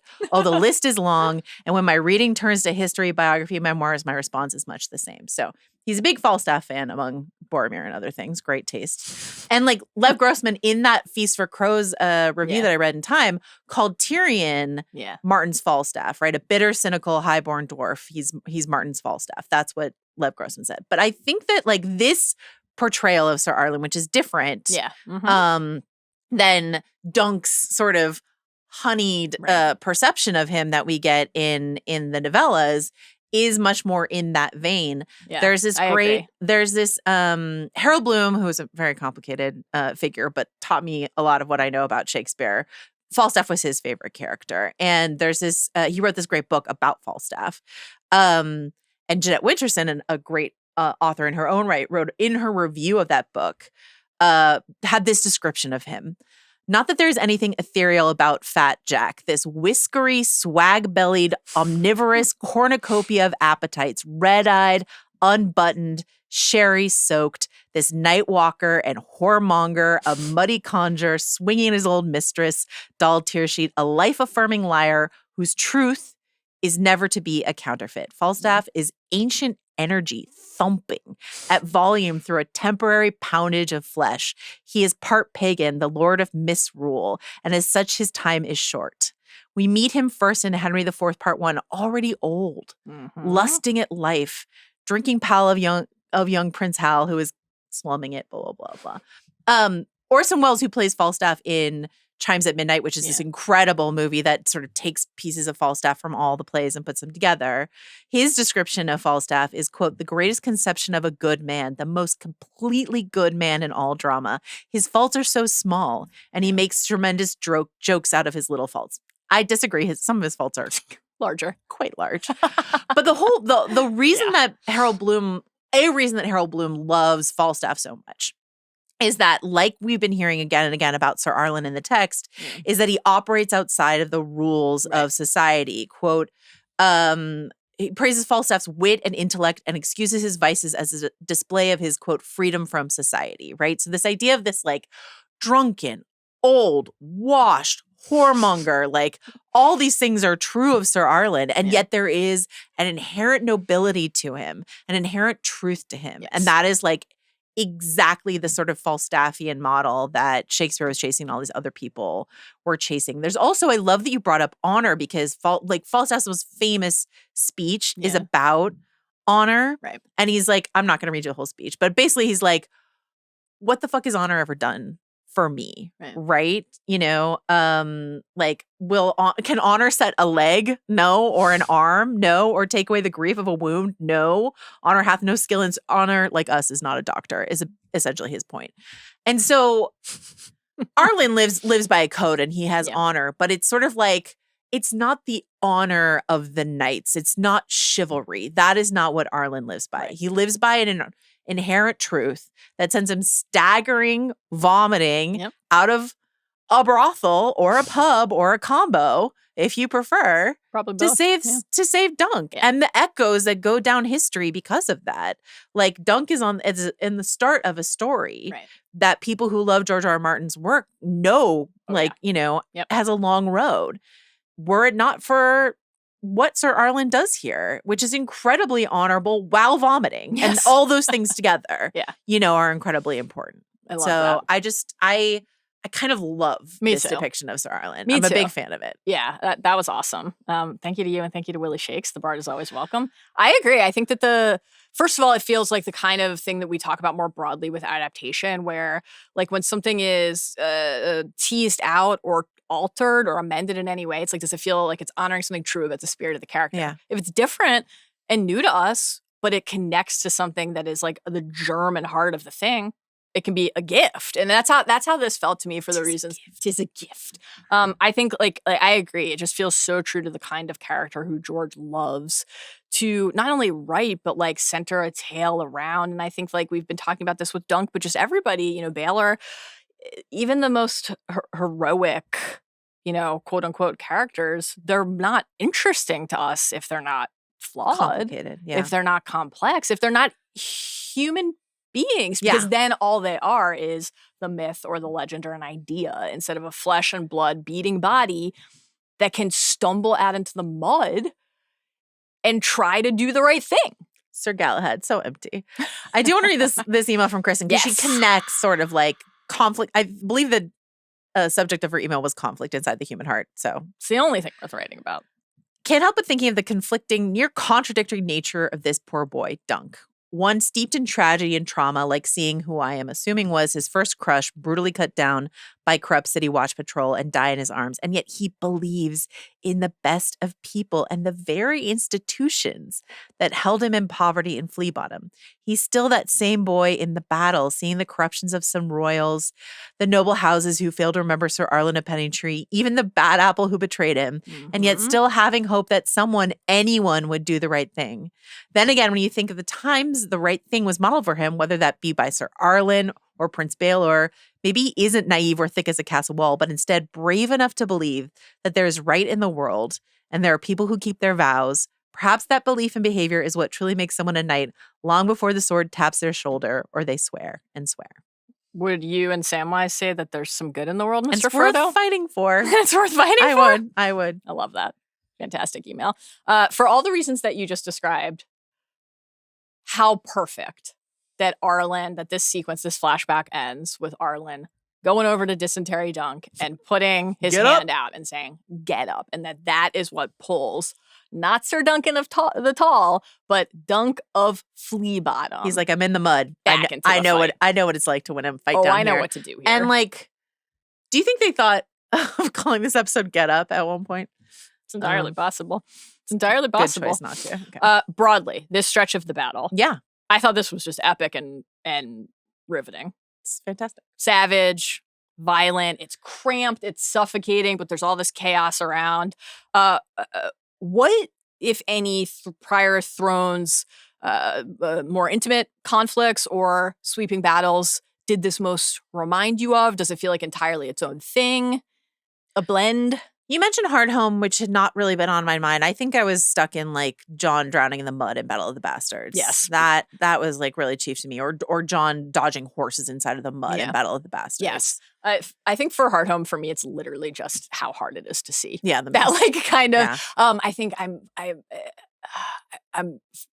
just going off the dome here, but Owen Harris was on the official pod And he described the fog as, I think, sinister. Ooh. And the way that it was another layer, like between Dunk and understanding what was happening around him. So that element of it was hard on me. It's but mentioned several times in the novel, the river mist, yes. right? The tendrils. Mm-hmm. But yes, no question, Battle of the Bastards was most top of mind for me as well. And I think like a little bit of the Mountain and the Viper, but with that suffocating crush of bodies and mud, and also just the kind of John, the cam that we get, the perspective and point of view of the sweeping nature of how that battle is filmed. That's, I think, very top of mind watching this sequence here, even though it is smaller in scale. I think also there's like, John's like kind of big damn hero moment, like standing solo to face the charge. And so when the crowd later is like up, and Dunk kind of gets that moment when you have those moments where it's just like this solitary figure who is about to do something that seems impossible.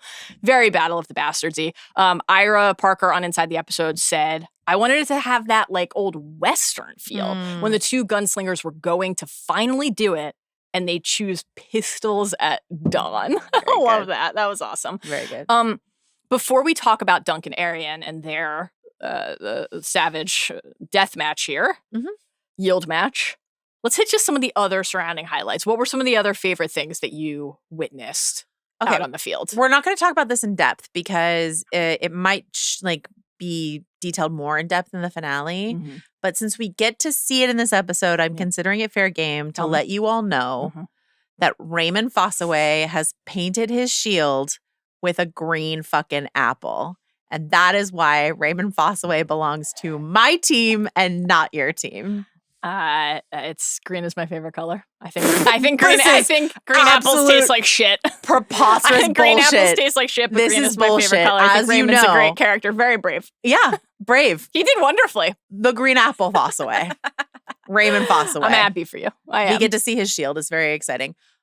We thought that they hadn't done this because it's kind of silly in the book that Raymond's like, by the way, I took the time between when I was knighted to when I went out in the field to get my shield painted with a green apple. Yeah.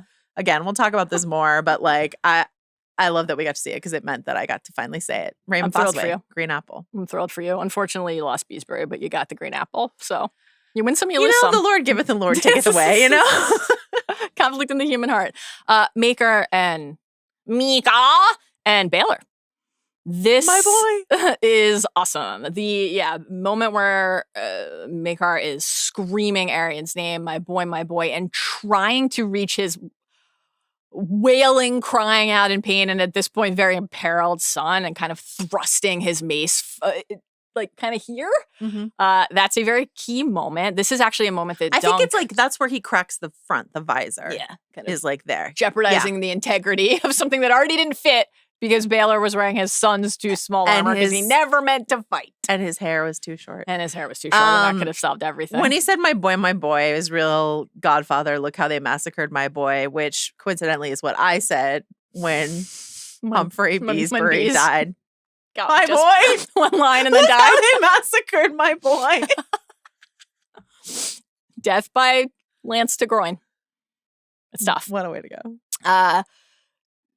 The swings to the back of Baelor's head. We get to witness a couple of those too. After Dunk has gotten Aerion to say that he will yield, but before the sound horn. So in that terrifying moment for Dunk where he's like, okay, I've got to get them to stop this because all around me still terrible things could happen to people. And we see a couple real big bashes to the back of Baelor's head there. Who's the hammer now, bitch, is probably what Makar said. Again, I hope he's internal. Okay.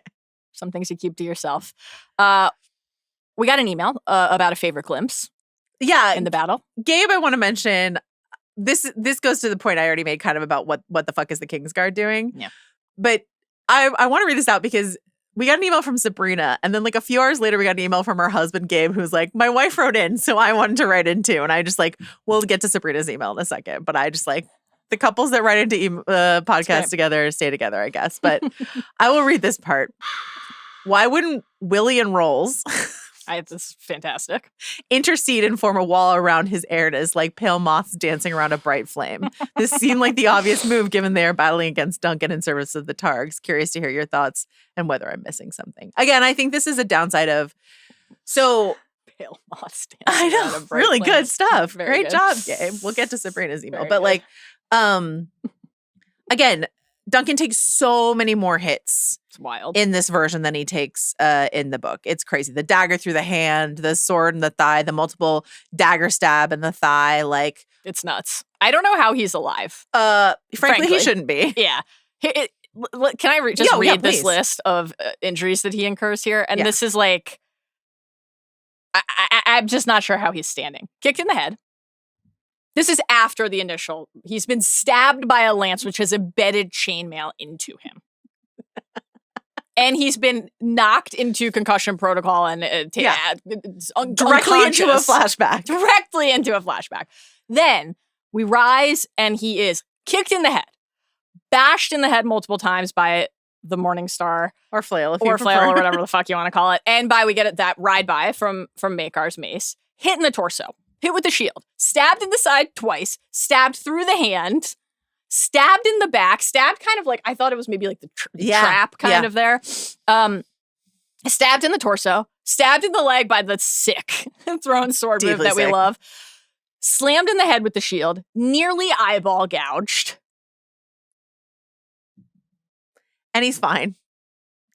That's, Steely Pate's armor and the plot armor are like doing well. After the lance and before the final little wrestling match. That's, And in the book, boy. basically when he gets the upper hand, he doesn't lose it and he just like Yeah. bashes the shit out of Aerion. It's Yes. over much faster. Yes. And so again, by dragging it out, you make it a little bit more confusing what the fuck the Kingsguard were up to. And Right. you know, fair point. I thought the action was incredible. Yeah, I thought it was really that was good. amazing.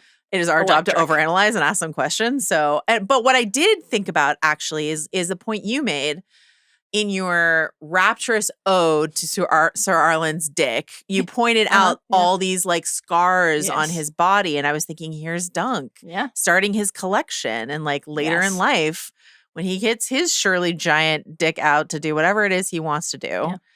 like there will be Must a be map. tall everywhere. Yeah, we're gonna get that. There line will next be season. a map of, and he's like, got this at Ashford Meadow, got this at Ashford Meadow, got that at Ashford this. Meadow, got that at Ashford Yeah. Meadow, this bruising, this scarring around my eye, Ashford Yeah. Meadow, you know, like blah, blah, blah. Yes. So, Yeah. But He was there. the scars as a map your experience is a great little touch in Westeros. I was thinking of Red saying last one you like to have of like take care Yeah. of your body. There's a lot of damage for one go. It is. It's a lot of damage for one go, even for Dunk of Flea Bottom. In terms of the aforementioned, I mean, do you want to list Arion's injuries? You know, he takes some damage as well. Obviously, just in this little stretch here, Dunk gets the head bashes. He bangs his head into the ground. You know, it's soft mud, but still can't feel good. Raymond gets his ride by in, which was huge. So Obviously, sick. there's the like twisted shoulder. He's bearing down on him with the sword blows. The epic groin slash, which really it was just harrowing to be stolen from Beesbury. Yeah, but and then obviously everything later at the end. But just in this little stretch, he's encouraged to the point where they're both like they can't really move right before Dunk flops over. They're both rolling around the mud. oozing. They can This, barely like, stand. This lance just like breaks on top of them at one point. The aforementioned Sabrina Yes. writes in to say this. I know that Dunk isn't typically the vengeful type, but during the trial of the Seven, I noticed Dunk stabbed Aerion right between the legs. Could this be a reference to the horrific story Egg told him about how Aerion would threaten him at night? Similarly, back in Flea Bottom, after Rafe's throat is slit, Dunk reacts by biting the man who killed her specifically in the neck. Could this eye for an eye, throat for a throat, manhood for a manhood be a quality of Dunk of Flea Bottom's fighting style? I love that observation. I thought that was really good. And also, I think this idea of like body parts for body parts is something we will talk about in the finale as well. Certainly. I don't think that Dunk is capable of conscious thought in these stretches. I think he has gone to a different plane of I agree. existence. He's doing his best. but it's I But like the observation. It's like poetry. It rhymes. Indeed. Arion's like bro's dead. He Bro's says yield. dead. Okay, so he says yield. And Dunk just But he doesn't say yield. He's like, "Ugh," you know, it's like a roaring, right? Ashay on History of Westeros said it sounded to her like the Bene Gesserit voice. Oh, But yeah. to me, because when I'm not thinking about Beesbury, I'm thinking about the Scarecrow. It's to me, it's very Sure. Scarecrow, fear toxin. Yeah. Batman Begins. Like like Duncan sees Aerion like transform into a dragon at that point. And he's just like roaring at him. I love So that. good. That's awesome. Did Aerion have a briefcase? A Morning Star is a briefcase of sorts. I agree. Also, Dunk looks up in his like haze. He looks up at the stands, and I was like, "Is he looking for Egg?" It's very sad. Egg is ready to support him. He shouts, "Get up!" just as Arlan had. Right. Egg adds a Sir Duncan here, which is something that Arlan could not have done for him. Right. And so that is a bit of progress in Dunk's life here. And just the melding of the different people in Dunk's life who have helped to pull him up out of some terrible circumstance. Rafe encouraging him to leave, Arlan, Egg, etc. Our listener Yusuf said, as we've tracking these like mini knightings, right? Yes. Says, what is get up if not arise, Sir Duncan? Love it. Yeah. All Egg needs to see is a blink. Yeah. Dunk is... Egg's got great eyesight and can project very well. He does not have purple eyes, but he still has great eyesight. And he's like the only person he was who would have eating been the paying. carrots that Darren Probably. threw into the stand. Great for your vision. And he screams, he shrieks out, "Wait," just as the horn is about to blow. Yeah. Like we're down to milliseconds before Dunk has it's forfeit. I It's feel done. like the guy was like, like it started. You know what I mean? like half a note. Yeah. Like a little kazoo. And Dunk rises, and he has finally, we talked about this adaptive change that the crowd isn't with him yet, like they were in the novella initially. And so it builds toward this crescendo of up. And then Aerion has to lower his helm as defeated and exhausted as a character has ever been. Finn Bennett did such a good job with this. Incredible. The idea that like all the adrenaline is gone and he's just like, oh my God, here we go. And they just like kind of like fall toward each other because they have not a shred of energy left. It was so great. And Dunk again, that like Bran, no chance, no choice. Like just bring the sword up. Yes. But I also love that like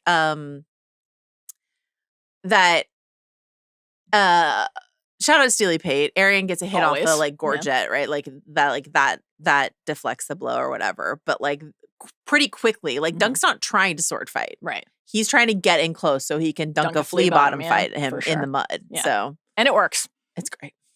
Takes that shield. I got a couple texts from people who are like, how did Dunk's really strong and that shield should be made of, but shouldn't he have just basically like decapitated Aerion there? And I'm like, well, he's chipping off parts of his taking all his teeth out. Like he was the teeth out, threatened with. Bashing him with his mailed fist in the face. Very violent, very good. And Aerion yields. And Dunk looks around and he's disbelieving and he knows he's got to drag him over. And this is a great line from the book as he is just humiliating him. By the time he reached the viewing stand where Lord Ashford sat, the bright prince was brown as a privy. Delightful stuff. Aerion withdraws his accusation, the horn sounds, and it is over. And Dunk wonders to himself, I am a knight now in truth? He remembered wondering. Am I a champion? Champion of Ashford Meadow, just never in the way that he thought he'd be, and certainly not with the consequences that we are about to witness. Because Egg, Steely Pate, and Raymond help Dunk leave the tourney field, his shattered shield in view, and they take him to the blue medical tent. Where he asks the most important question. What's up with Humphrey? Is Humphrey Beesbury okay? Turns out he's not. In the books, this is where he also asks about Darren, which he doesn't do here, right? Yes. But he asks about Darren, and Prince Darren, Dunk blurted, did he survive? Dazed and confused as he was, great movie, Dunk felt a huge sense of relief. Quote, his dream was wrong then, the dead dragon, unless Aerion died. He didn't though, did he? No, said Egg. You spared him. Do you remember? I suppose. Already his memories of the fight were becoming confused and vague. So this idea of like, the prophecy, we escaped it. Aerion didn't die. Darren got stepped on by his horse, but didn't die. You know? Yeah. I saw Makar. He's fine. Baelor's here. Yeah. He's here to tell us not to pour oil into a wound. Steely Pate, my guy. Use wine instead. Yeah, I love that moment too, and that brief beat of relief. He's like, oh, washing over him. Also, like before the horror that awaits. When you keep referencing concussion protocol, when you're inside Dunk's head in this part of the book, like he is so out of it, and he's just sort of like half talking, half thinking the whole time. And Egg's like, you don't remember? I know. He's like, wait, you don't remember what you didn't kill Aerion? That's worrying. Almost as worrying as Darren, not remembering that he already told you he dreamed of you. Baelor is here with the wine info. He's going to send the maester over. And Dunk is ready to make a pledge. He sees Baelor Breakspear, and he, despite the extent of his injuries and the state that he is in, saying that he feels like he's about to die, he forces himself to move over to Baelor, right? He brings himself to him and he kneels in front of him. Carlos, can we see this? Your Grace, I am your man. Please, your man. I need good men, Sir Duncan. The realm. Oh, I have chills.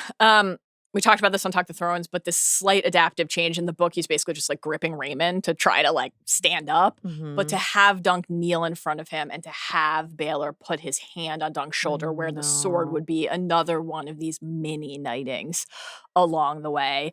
And another reminder that whatever Arlan did or didn't do doesn't fucking matter. Matter to Dunk, but the choices Dunk makes are what matters, and the people who recognize the impact of the way that Dunk has chosen to live his life. That is the lesson. And so they make this mutual pledge here, and this like absolutely agonizing, literal seconds before the helm comes off, glimpse into this like possible future that they're not going to get to have, that Baelor is a man who Dunk thinks worthy of standing by, and that Baelor's like, you're the kind of guy I want in the kingdom. I'm going to rule. But not just that, it's like, not just like I need good men, the realm needs good men. You will right? make this realm worthy. Right. Yeah. And it's like Baelor walking in and saving Dunk's life again as he does so, right? Don't pour boiling oil on him. Oil. That's not the move, right?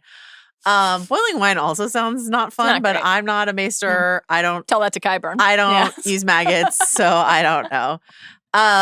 But I think that him coming in, saving Dunk's life, and then thinking about the realm and thinking about his brother, you know, like he's Oh my thinking God. about, I love that detail. you know, strong. My That- brother's that strong. The realm needs good killed men. me. Like thinking about all these other people, not himself, and he's dying.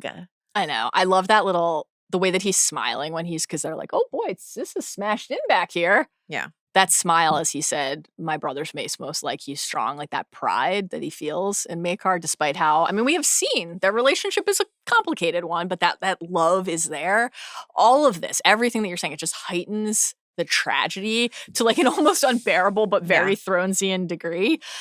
They pull the helm up and the back of his skull's missing. It's gone. It falls off to the floor. I will say, great recap. I will say, That's what happened.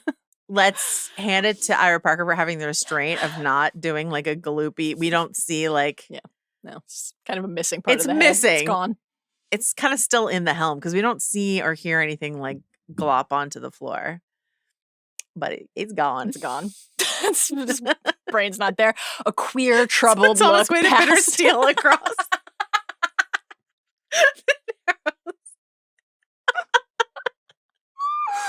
Oh, God. I mean, he's a collector. That's true. It's canon. That's canon. A queer, troubled look passed across Baelor Breakspear's face, like a cloud passing before a sun.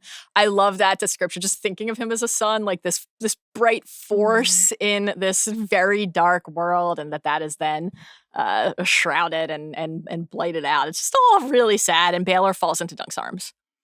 And Dunk is sorry. repeating the get up refrain that we heard from Arlan and we heard from Egg, and it doesn't work because Baelor's brain is not in his head anymore.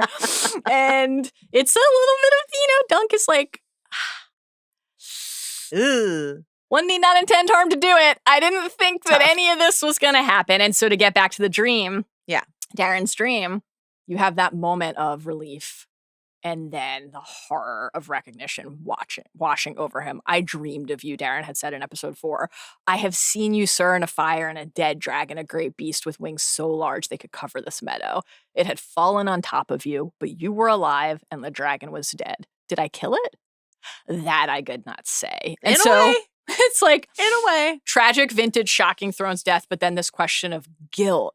And why and how and who. I saw some people who were unspoiled guess that Baelor was going to die based on just like the math of Thrones, but also like this prophecy. And it's like, oh, who would be the most interesting Targaryen to die here? Yeah, in and terms who's of a like, great beast yeah, with the wings so large they could cover the meadow.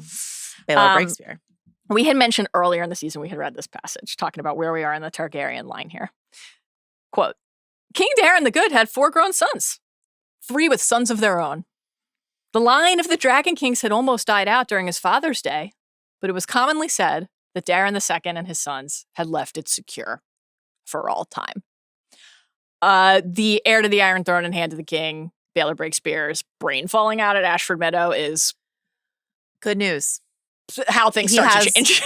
A son, Valar, Yes, and 3 brothers. that's right. We're fine. Book spoilers. This, again, as we said, is going to be like a Russian nesting Tradish, doll, Matryoshka levels Yes. of spoilers inside Yes. of this section. Yes. But we're about to do traditional spoilers before we get to, The very end. oops, don't give secrets to a small child spoilers. Correct. Have you left? Are you gone? If Bye. you don't want book spoilers, this is your time to leave us. Okay. Darren's Dream. So we've seen it. It's happened. And yet, in case anybody Fire. didn't listen to the pod after episode 4, where we talked about this in the book section, that fire line, which is a show ad, still feels like this is also going to apply. I've seen you, sir, and a fire. And Yes, so, like, to Summer it Hall. could be the funeral pyre that we're going to get in the next week's episode, which Right. they've, like, shown in photos and stuff like that. We are going to burn him in the next week's episode. But Summer Hall, the tragedy of Summer Hall, which is this thing that King Aegon, because, spoiler alert, it does not go fine with all the brothers and the sons that are in his way. 4th son of a 4th son, he becomes the king. Right. And he creates this big conflagration at Summer Hall. Our listener Sophie wrote in this. As you both discussed on the pod, despite Dunk's bumbling inefficiencies with formal religion, the faith of the 7 is heavily present here in the story. The trial of the 7 specifically invokes the gods' favors, the gods' presence in the knighting of the words, blah, blah, constant mentioning, blah, blah. This could be connected to your discussed theory of the 7 gods being present here at Ashford in some form. There is evidence in both the Game of Thrones show and A Song of Ice and Fire books that divine intervention is possible. Jon Resurrection in Game of Thrones.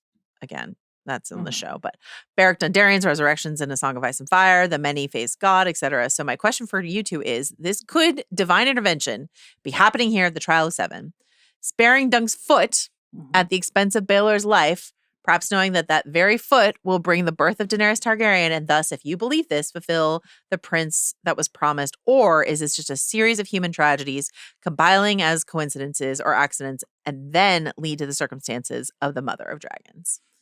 I mean, we've been saying it all season. He's got to keep the foot to punt Rhaegar out of Summer Hall. John can't be born otherwise. It's just, yeah. I mean, I think it's like it reminds me of everything that happens in book 1 and season 1 with Dany and the decisions she makes with Drogo and Miri, and then if that's a horrible mistake and something that she'll lament. But if that doesn't happen, then does the funeral pyre happen, and are the dragons born in that exact way, and the dreams and the prophecy that are I think the role of prophecy in the story Fate, it's kind of. I think that one of the many things that makes George genuinely such a master is his ability to navigate and thread and entwine choice and consequence with the idea of fate and prophecy. It's God tier. We've been talking about this idea all season, and it's constantly been reminding me of the for want of a nail verse, right? For want of a nail, the shoe was lost. For want of a shoe, the horse was lost. For want of a horse, the rider was lost.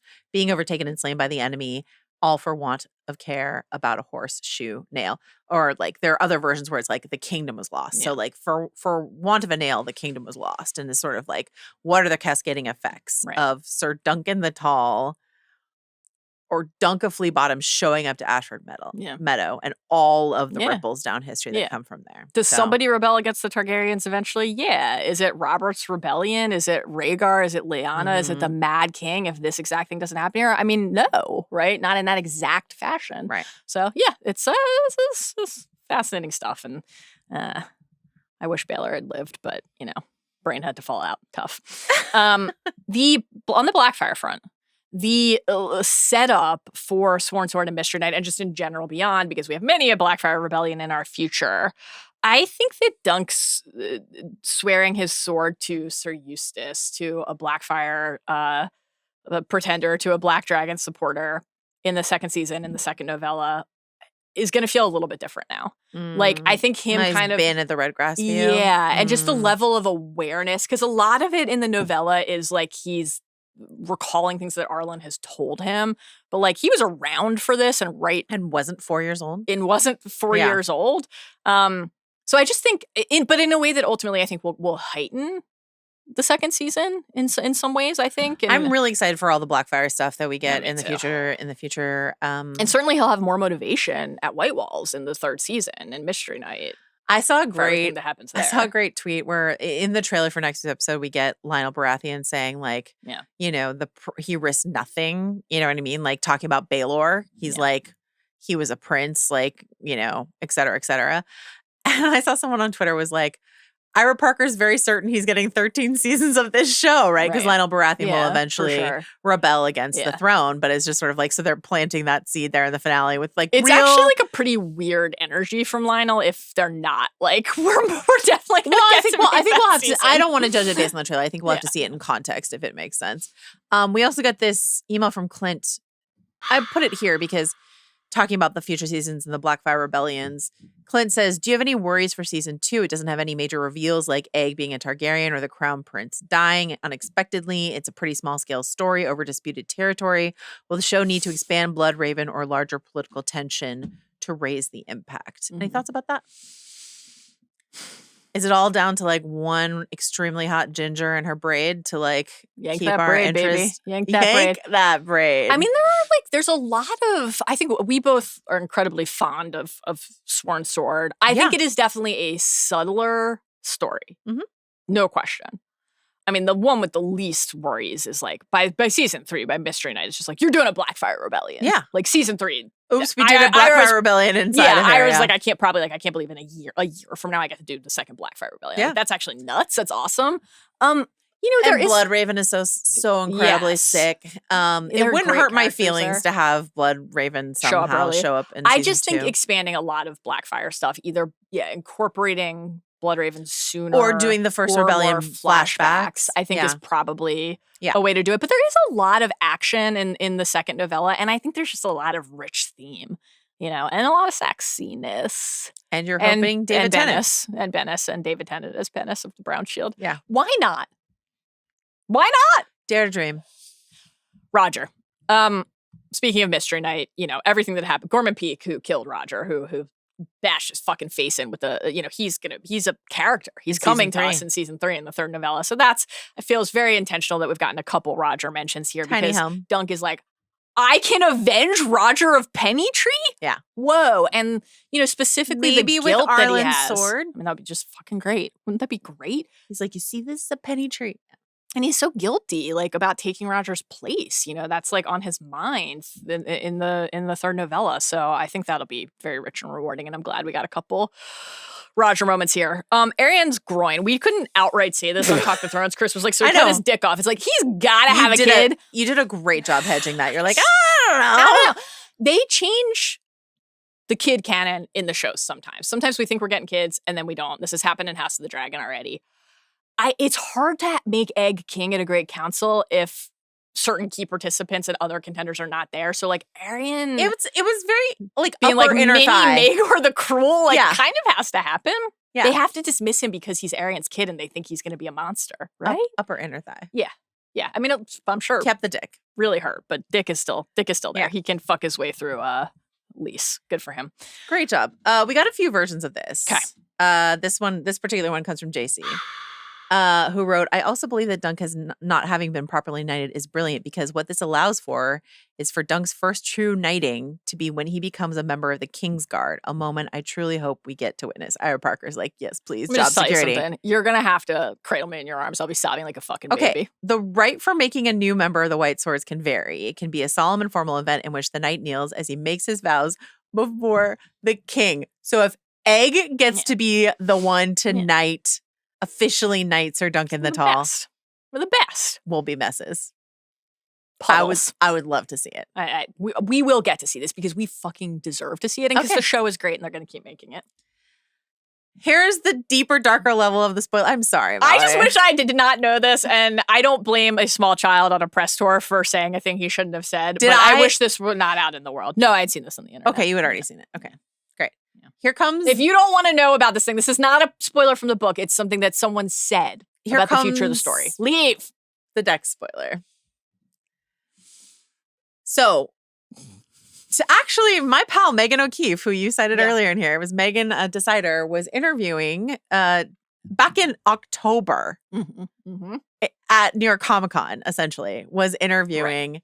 But as she put it on Twitter this week, it broke containment. Yes, was interviewing Peter Claffey and Dexter, and they were making puppets. Yeah. So it always comes back to puppets. It always comes back to puppets.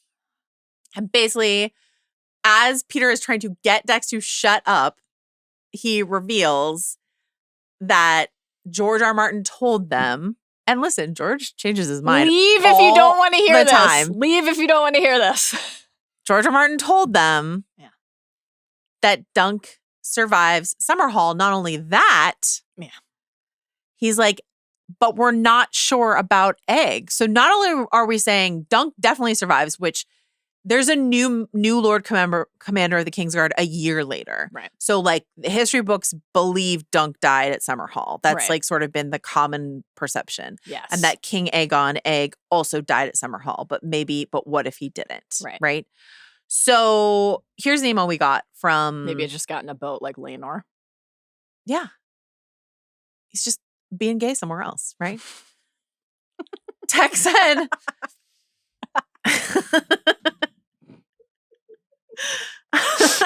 So we think Laenor is dead because of sea smoke. Yeah. Okay. Yeah. Being gay for a while and then dying anyway. Okay. Tex says, at first I wasn't wild about Dunk surviving Summerhall. It felt like it spoiled the whole star-crossed tragedy of Dunk and Egg dying together. Like if Egg's coin had started flipping madness side up, there's a certain romanticist quality to Dunk saving his best friend by killing him or dying with him, and then dying with him. Mm-hmm. A loyalty so absolute and a friendship so deep that you can't separate the knight from his squire. But after last night's episode, I've been reflecting back on that idea, and it's changed my mind. I think it was seeing how they mirrored Dunk following Arlan with Egg following Dunk, because history believes Dunk did die at Summerhall. For him to survive that night, it can only mean one thing. After Summerhall, after possibly killing his closest and oldest friend, the closest thing Dunk ever had to a brother, Dunk goes back to being a hedge knight. It makes for such a beautiful, bittersweet bookend to the beginning of the story, how he first met him bearing Sir Arlan, how Sir Arlan told him that a hedge knight is the truest kind of knight. Like Arlan, Dunk's eventual death is anonymous and unremarked. So do great knights sleep in the hedges and die by the side of a muddy road? I think yes, the greatest of all knights does. So I do love this idea of Dunk going on the road. Same. And like the closing shot of the last season of the show Perfect. being Dunk Under a tree. Or on the horse riding down the road, just like, you know, Absolutely I'll let beautiful. them think I died and I'm a hedge knight now. Imagine how beautiful it would be if it came to you via novella or Surprise. sensational television show And not not a resurfaced small child clip with of a a puppet. child's interview. Because I don't blame him. George told him. Why is George sharing this? Well, remember at Comic-Con, George was like, I do Egg, remember. King Yeah. Aegon. Everyone was on stage wild. was like, ooh, boy. Okay, so Dunk survives, becomes a hedge knight. Yeah. Anonymously, right? Everyone thinks he's dead, and then he's like, I'm just going to hedge knight around until I die. Mhm. Yeah. Canonically, Egg was 59 when he died Right. at Summerhall. Is there any version of the story that makes any kind of sense that Egg is with him? That they're like, let's go back on the road together. I think it's irresponsible for King Aegon to be responsible for the death of so many people and to be like, off to have an adventure, bye. But if Dunk heroically punts Rhaegar out of Summerhall and like, you know, kills his best friend. Now he while doesn't need to crying punt him. or whatever. He's not going to die in the fight. yeah, he he just just carry fucking him. use those feet. That's why he has the feet, I guess, to walk out. to With walk out Rhaegar. of Summerhall. Doesn't even have to punt him and then be claimed by the flame. I'm sorry, you know God this. damn it. This But is. I don't like, you know. Yeah. Dex is like, we don't know if Egg survived. I don't think Aegon should survive the tragedy I of agree. Summerhall. Strikes me as maybe George hasn't decided. Oh, I also think George hasn't decided whether or not Dunk survives, to be honest with you. Come on. And I mean, he's of just course. saying Yeah. shit because that's what George does sometimes. That's Well, all. great moment in the history of the internet, Spoilers you know? of. There's another. I don't want to give it. Do I want to give it to you? I think this isn't a spoiler. Tell me. In an interview with Tamsin Crawford, who plays Tenzel, and Peter Oh, Claffey, yeah, sure. who plays Dunk, as we all know, they were sort of like asked about because Tenzel is off to Dorne. We won't see her again this season, Right. And there's line in the novella about like The last line. going Yeah. off to Dorne or whatever. And so Peter Claffey was sort of intimating like, I believe like George has kind of told him like Tenzel will be in the, like I always assumed that was the case, but like that George told him. So like that Tanzin might come back for another season and we get to see Duncan Tenzel together. And think of all the possibilities. Like think about like if in season 5 Raymond Fossaway crops up. You know what I hope mean? That like happens. And with definitely Lionel Baratheon. You know what I mean? Like these characters that we're meeting now, you know, seeing Red and Raymond again, like I need would to just see them like all. I don't want really Maekar exciting. and I mean Lionel, of course, but I don't want Maekar to be the only guy who exactly is in our lives. That would be insane. See Aerion again if we want At to. some point, I don't know. It did because we know from the beginning of Sworn Sword that they do in fact go to Dorne and spend time there and we get some very sad horse stuff. I had a moment before they officially did announce, like, we're adapting Sworn Sword for season 2, where I was like, I wonder if they'll do a Dorne story for season 2. I know. Because since they don't have more novellas yet, do you think then is that the answer to the Sworn Sword is a little uninteresting? Is episode 1 could be Dunk losing his V card in Dorne to Tancel?